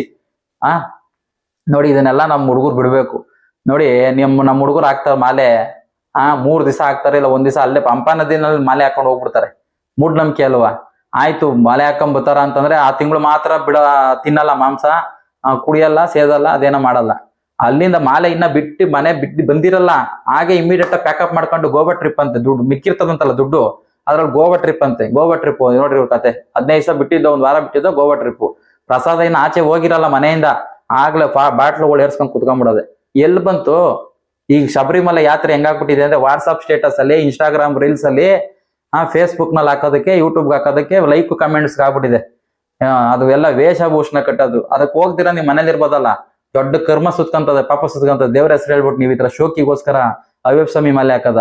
ಅದರಿಂದ ಎಷ್ಟು ಜನ ಸಾಧು ಸಂತರುಗಳು ತ್ಯಾಗ ಇದೆ, ಅದರಿಂದ ಎಷ್ಟು ದೈವಿ ಗುಣಗಳಿದೆ. ಇದನ್ನೆಲ್ಲ ಒಂದು ಬಿಡ್ದಂಗೆ ನಿಮ್ಗೆ ಹೇಳಿದೀನಿ, ಆಲ್ಮೋಸ್ಟ್ ಹೇಳಿದೀನಿ. ಸ್ವಲ್ಪ ಮಟ್ಟಿಗೆ ಇನ್ನೂ ಅನೇಕ ವಿಚಾರ ಇದೆ. ಸಾಕು, ಇಷ್ಟು ತಿಳ್ಕೊಂಡ್ರು ಸಾಕಲ್ವಾ ನೀವು? ಈ ಉದ್ದೇಶದಿಂದ ನಾನು ಇದನ್ನೆಲ್ಲ ಹೇಳಿರೋದು. ನಿಮ್ಗೆ ಯಾರಿಗೆ ಮನಸ್ಸು ನೋಯಿಸ್ಬೇಡ್ದು, ಬೇಜಾರು ಮಾಡ್ಬೇಡ್ದು ಅನ್ನೋ ಉದ್ದೇಶ ಅಷ್ಟೇ ನಮ್ದು. ಅರ್ಥ ಮಾಡ್ಕೊಳ್ಳಿ, ಜ್ಞಾನ ಅನ್ನೋದು ನಾವು ಯಾರು ಸ್ವತ್ತು ಅಲ್ಲ, ತಿಳ್ಕೊಳ್ಳಿ. ಅದರಿಂದ ಇರೋ ಕ್ವಶನ್ ಮಾಡಿ, ಪ್ರಶ್ನೆಗಳು ಉತ್ಪತ್ತಿ ಆಗ್ಬೇಕು ನಿಮ್ಗೆ. ಸುಮ್ನೆ ಯಾರೋ ಒಂದು ಕುರಿ ಬೀಳ್ತದ ಹಳ್ಳಕ್ಕೆ, ಎಲ್ಲ ಬಿದ್ದಿ ಇಷ್ಟು ವರ್ಷ ಸುಮ್ನೆ ಅಜ್ಞಾನದಲ್ಲಿ ಬಂದಿದ್ದೀವಿ. ಯಾವನ ತಲ್ಮಾರಿಸ್ತಂಬತ್ತನ್ ಸ್ವಾಮೀಜಿಗಳು, ಆ ದರ್ಗಕ್ಕೆ ಹೋಗ್ಬೇಡ್ರು, ಈ ಮಸೀದಿಗೆ ಹೋಗ್ಬೇಡ್ರು. ನೀನ್ ಯಾವನಪ್ಪ ಹೇಳಕ್ಕೆ? ನೀವ್ ಯಾರು ಹೇಳೋದಕ್ಕೆ? ನಮ್ಗೆ ಆರ್ಡರ್ ಮಾಡಕ್ಕೆ? ನನ್ ಸ್ವತಂತ್ರ ಅದು. ಭಗವಂತ ನಾವ್ ಎಲ್ಲಾ ಕಡೆ ಕಾಣ್ತೀವಿ. ಯಾರನ್ನ ಆ ತರ ಸ್ವಾಮಿಗಳು ಇವ್ರು ಗುರುಗಳು ನಿಮ್ಗೆ ಹೇಳಿದ್ರೆ ಅಂದ್ರೆ ಅವ್ರನ್ನ ತಳ್ರಿ, ಫಸ್ಟ್ ರಿಜೆಕ್ಟ್ ಮಾಡ್ರಿ. ಅವ್ನ್ ಲಾಯಕ್ಕೆ ಅಲ್ಲ. ನಾನು ಹೇಳಿದೆ ನಿಮ್ಗೆ, ಕಾವಿ ಬಟ್ಟೆ ಧರಿಸೋ ಸೂರ್ಯನಷ್ಟು ಪವಿತ್ರ, ಅಷ್ಟು ಶಕ್ತಿ ಅಂತ. ಬಿಳಿ ಬಟ್ಟೆ ಧರಿಸೋ ಚಂದ್ರನತೆ ಅಂತ ಅಲ್ವಾ? ಆ ತರ ಇರ್ಬೇಕು. ಎಲ್ಲರಲ್ಲೂ ಬ್ರಹ್ಮನ್ ಕಾಣ್ಬೇಕು, ಅಂದ್ರೆ ಎಲ್ಲರಲ್ಲೂ ಭಗವಂತನ್ ಕಾಣ್ಬೇಕು. ಭೇದ ಭಾವ ಮಾಡ್ಬಾರ್ದು. ಯಾವ ದೇವ್ರ ಕೆಟ್ಟದು, ಈ ದೇವ್ರು ಶ್ರೇಷ್ಠ, ನಾವು ಹಂಗೆ ಹಿಂಗೆಲ್ಲ ಹೇಳಲೇಬಾರ್ದು. ಎಲ್ಲರನ್ನು ಪ್ರೀತಿಯಿಂದ ಕಾಣ್ಬೇಕು. ಎಲ್ಲ ಪ್ರೀತಿ, ಕರುಣೆ, ಪ್ರೀತಿ ಇರ್ತದ ನೋಡಿ, ಅದ್ರಲ್ಲಿ ಇರ್ತನ್ ದೇವ್ರು ಅಲ್ವಾ? ನಿಮ್ಮ ಮನಸ್ಸು ಇರ್ತದ ನೋಡಿ, ಅದೇ ನಿಮ್ಗೆ ಗುರು. ನಾನೇನೇ ಹೇಳಿದ್ರು ನಿಮ್ ಮನ್ಸು ಕೇಳೋದ್ವಲ್ಲ, ನಿಮ್ ಮಾತು, ನಿಮ್ ಮನಸ್ಸೇ ನಿಮ್ ಗುರು. ಅದನ್ನ ಗಟ್ಟಿ ಮಾಡ್ಕೊಳ್ಳಿ, ಆ ಮನಸ್ಸನ್ನ ಸ್ಟ್ರಾಂಗ್ ಮಾಡ್ಕೊಳ್ಳಿ, ಕರುಣೆ ಪ್ರೀತಿ ಬೆಳೆಸ್ಕೊಳ್ಳಿ, ಎಲ್ಲರಲ್ಲೂ ದೈವಿ ಗುಣನ ಕಾಣಿ. ಅವಾಗ ಇದೆಲ್ಲ ಚೆನ್ನಾಗಿರ್ತದೆ. ವ್ರತ ಮಾಡಿ ತಪ್ಪಲ್ಲ, ಆಮೇಲೆ ಎಲ್ಲ ಮಾಡಿ. ದಯವಿಟ್ಟು ಇನ್ಮೇಲಾದ್ರೂ ಸ್ವಲ್ಪ ನಿಮ್ ಬಗ್ಗೆ ನೀವು ಗಮನಿಸ್ಕೊಳ್ಳಿ. ಹೊರಗಡೆ ಜಗತ್ತನ್ನು ನೋಡೋದ್ ಬಿಟ್ಬಿಡಿ. ನಿಮ್ ಒಳಗ್ ನೀವು ಪ್ರಶ್ನೆ ಮಾಡ್ಕೊಬೇಕು. ಯಾರ್ ನಾನು? ನನ್ನ ಹೆಸರು ನಾನಾ? ನನ್ನ ಕೈಕಾಲ್ ನಾನಾ? ನಮ್ಮ ಅಪ್ಪ ಅಮ್ಮನ ಸಂಬಂಧಗಳು ಇವೆಲ್ಲ ಇದಕ್ಕೋಸ್ಕರ ನನ್ನ ಅಣ್ಣ ಅಂತಾರೆ, ಒಬ್ರು ಗಂಡ ಅಂತಾರೆ, ಒಬ್ರು ಅಕ್ಕ ಅಂತಾರೆ, ಒಬ್ರು ತಂಗಿ ಅಂತಾರೆ, ಒಬ್ಬ ಅತ್ತಿ ಅಂತಾರೆ, ನಾದ್ನಿ ಅಂತಾರೆ. ಏನು ನಾನು? ಯಾರು ನಾನು? ಇಲ್ಲೆಂತೂ ಕೊಟ್ಟಿದ್ದೀನಿ ನಾನು ಮನುಷ್ಯ? ಯಾರಿಗೂ ಯಾವ ಪ್ರಾಣಿಗೂ ಕೊಡದೇ ಇರೋವಂಥದ್ದು ಭಗವಂತ ನನಗೆಂತಕ್ಕೆ ಇಷ್ಟೊಂದು ಬುದ್ಧಿ ಕೊಟ್ಟಿದ್ದಾನೆ, ಎಲ್ಲ ತರ ಓಡಾಡಕ್ ಶಕ್ತಿ ಕೊಟ್ಟಿದ್ದೇನೆ. ಇದನ್ನೆಲ್ಲ ನಾವು ತಿಳ್ಕೊಂಡ್ ಕ್ವಶನ್ ಮಾಡ್ಕೊಂತ ಹೋಗಿ, ಅವಾಗ ಗೊತ್ತಾಯ್ತದ ನೀವ್ ಯಾರು ಅಂತ. ಬರೀ ನೀವ್ ಯಾರು ಅಂದ್ರೆ ಹೆಸರು ಹೇಳ್ತೀರಾ ಅಲ್ವಾ? ಅಷ್ಟು ಅದಲ್ವಲ್ಲ ನೀವು. ನಿಮ್ ಒಳಗ್ ನೀವ್ ಇದೀರ ಒಬ್ರು ಯಾರು ಅಂತ, ಅದು ನಿಮ್ ಒಳಮುಖವಾಗಿ ತಿರುಗಿಸ್ಕೊಳ್ಳಿ. ನೀವ್ ಯಾರು ಅಂತ ಕೇಳೋ ಪ್ರಶ್ನೆ ನೀವು ಕೇಳಿಸ್ಕೊಂಡಾಗ, ನಿಮಗ್ ತಿಳಿಲಿಲ್ಲ ಅಂತಂದಾಗ ಅವಾಗ ತಿಳ್ಕೊಳ್ಳೋದಕ್ಕೆ ಸಹಾಯ ಪಡ್ಕೊಳ್ಳಿ ಯಾವ್ದೋ ಗುರು. ಅವಾಗ ನಿಮ್ಗೆ ತಿಳಿಸ್ಕೊಡ್ತಾರೆ. ಆಯ್ತಪ್ಪ, ಇದನ್ನೆಲ್ಲ ನೀನ್ ಹೇಳ್ತಾ ಇದೀಯಾ, ನೀನ್ ಯಾರು ಅಂತ ಕೇಳ್ಬೇಡಿ ನನ್ನ. ನಾನ್ ಯಾರು ಅಂತ ನೀವು ತಿಳ್ಕೊಳಕ್ ಹೋಗ್ಬಿಟ್ರೆ ಇನ್ನೇನು ನೀವು ಜಗತ್ತಲ್ಲಿ ತಿಳ್ಕೊಳೋದಿರಲ್ಲ. ಎಲ್ಲ ಗೊತ್ತಾದಂಗೆ ನೀವು ಹುಡುಕ್ಬಿಟ್ರೆ ಆಮೇಲೆ ಅಲ್ವಾ? ನೀವ್ ಯಾರು ಅಂತ ನೀವು ಹುಡುಕೊಳ್ಳಿ. ನಿಮಗೆ ಹುಡುಕಕ್ ಆಗ್ಲಿಲ್ಲ ಅಂತಂದಾಗ, ನಮ್ ಕುತ್ಕೊಳಕ್ ಹೋಯ್ತಿಲ್ಲ, ನಿಂತ್ಕೊಳಕ್ ಹೋಯ್ತಿಲ್ಲ, ನಾನ್ ಯಾರು ಅಂತ ನನ್ಗೆ ಗೊತ್ತಾಗ್ಬೇಕು ಅಂದಾಗ ನನ್ನ ಹುಡುಕೊಂಡ್ ಬನ್ನಿ. ಅವಾಗೇನೋ ನನ್ನ ಕೈಲಾದಂತ ಸಹಾಯ ನಾನು ಮಾಡ್ತೀನಿ. ನೀವ್ ಯಾರು ಅಂತ ತಿಳ್ಕೊಳ್ಳೋದಕ್ಕೆ ನನಗೆ ಗೊತ್ತಿರೋದು 1-2 ಮಾತು, ಅಥವಾ ನನ್ಗೆ ಗೊತ್ತಿರೋ 1-2 ವಿದ್ಯೆ ನಿಮ್ಗೆ ಹೇಳ್ಕೊಡ್ತೀನಿ ಅಂತ ಹೇಳೋದಕ್ಕೆ ಇಷ್ಟಪಡ್ತೀನಿ. ಎಲ್ಲರಿಗೂ ಒಳ್ಳೇದಾಗ್ಲಿ. ಎಲ್ಲರೂ ಆರೋಗ್ಯವಾಗಿರಿ. ಮೂಢನಂಬಿಕೆಯಿಂದ ಹೊರಬನ್ನಿ. ತಂದೆ ತಾಯಿನ ಕಾಪಾಡ್ಕೊಳ್ಳಿ. ನಮ್ಮ ಮಕ್ಕಳು ಒಳ್ಳೆ ಮಾರ್ಗದರ್ಶನ ನೀಡಿ. ಅಜ್ಞಾನದಲ್ಲಿ ಬೆಳೆಸ್ಬೇಡಿ. ದೇಶ ಪ್ರೇಮಿಗಳಾಗಿ ದೇಶದ ಕಾನೂನ ತಿಳ್ಕೊಳ್ಳಿ. ದೇಶದ ಕಾನೂನೇ ಎಲ್ಲದಕ್ಕಿಂತ ದೊಡ್ಡದು. ಆ ಕಾನೂನು ಗೌರವ ಕೊಡಿ. ಎಲ್ಲರಲ್ಲೂ ಕರುಣೆ ಪ್ರೀತಿ ಇಡಿ. ಎಲ್ಲರಿಗೂ ದಾನ ಧರ್ಮ ಮಾಡಿ. ಎಲ್ಲರನ್ನು ಪ್ರೀತಿಯಿಂದ ಕಾಣಿ. ಎಲ್ಲರಿಗೂ ಒಳ್ಳೇದಾಗ್ಲಿ. ಸ್ವಾಮಿಯೇ ಶರಣಮಯ್ಯಪ್ಪ, ಸ್ವಾಮಿಯೇ ಶರಣಮಯ್ಯಪ್ಪ, ಸ್ವಾಮಿಯೇ ಶರಣಮಯ್ಯಪ್ಪ. ಎಲ್ಲರಿಗೂ ಆತ್ಮ ನಮಸ್ಕಾರ. ಸ್ನೇಹಿತರೆ, ವಿಡಿಯೋ ಸಂಪೂರ್ಣವಾಗಿ ನೋಡಿದ್ರೆ ಈ ಎಲ್ಲ ವಿಡಿಯೋನು ನಿಮ್ಮ ಅಯ್ಯಪ್ಪ ಸ್ವಾಮಿ ಸ್ನೇಹಿತರುಗಳಿಗೆ ಎಲ್ಲರಿಗೂ ಸಹ ತಿಳಿಸಿ. ಸುಮ್ಮನೆ ನೋಡಿ ನೀವೇ ಸುಮ್ಮನಾಗಬೇಡಿ. ಇದು ತುಂಬಾ ಒಳ್ಳೆ ಮಾಹಿತಿ ಅಲ್ವಾ? ಎಲ್ಲರಿಗೂ ಕಳಿಸೋ ಜವಾಬ್ದಾರಿ ನಿಮ್ದೇನೆ. ನಂತರ ನಿಮ್ಗೆ ಏನಾದ್ರು ಹೆಚ್ಚು ಕ್ವಶನ್ಗಳು ಇನ್ನೂ ಇತ್ತು ಅಂದ್ರೆ ಕಮೆಂಟ್ ಮೂಲಕ ತಿಳಿಸಿ. ಅದು ನಿಮ್ಗೆ ಆಗ್ಲಿಲ್ಲ ಅಂತಂದ್ರೆ ಸಾಲ್ತಿಲ್ಲ, ಇನ್ನೂ ಪ್ರಶ್ನೆ ಹೆಚ್ಚಾಗಿ ಕೇಳಬೇಕು ಅಂತಂದ್ರೆ ನನ್ನ ಫೋನ್ ನಂಬರ್ ಹಾಕಿರ್ತೀನಿ ಡಿಸ್ಕ್ರಿಪ್ಷನ್ ಬಾಕ್ಸ್ ಅಲ್ಲಿ. ನೀವು voice message only for WhatsApp, phone ಮಾಡಕ್ ಹೋಗ್ಬೇಡಿ. ಅಲ್ಲಿ ವಾಟ್ಸಪ್ ಮೂಲಕನೂ ಸಹ ತಿಳಿಸಿ. ನನ್ನ ಕೈಲಾದಂತ ಮಟ್ಟಿಗೆ ಮಾಹಿತಿ ತಿಳಿಸ್ಕೊಡ್ತೀನಿ. ಎಲ್ಲರಿಗೂ ಒಳ್ಳೇದಾಗ್ಲಿ. ನಮಸ್ತೆ.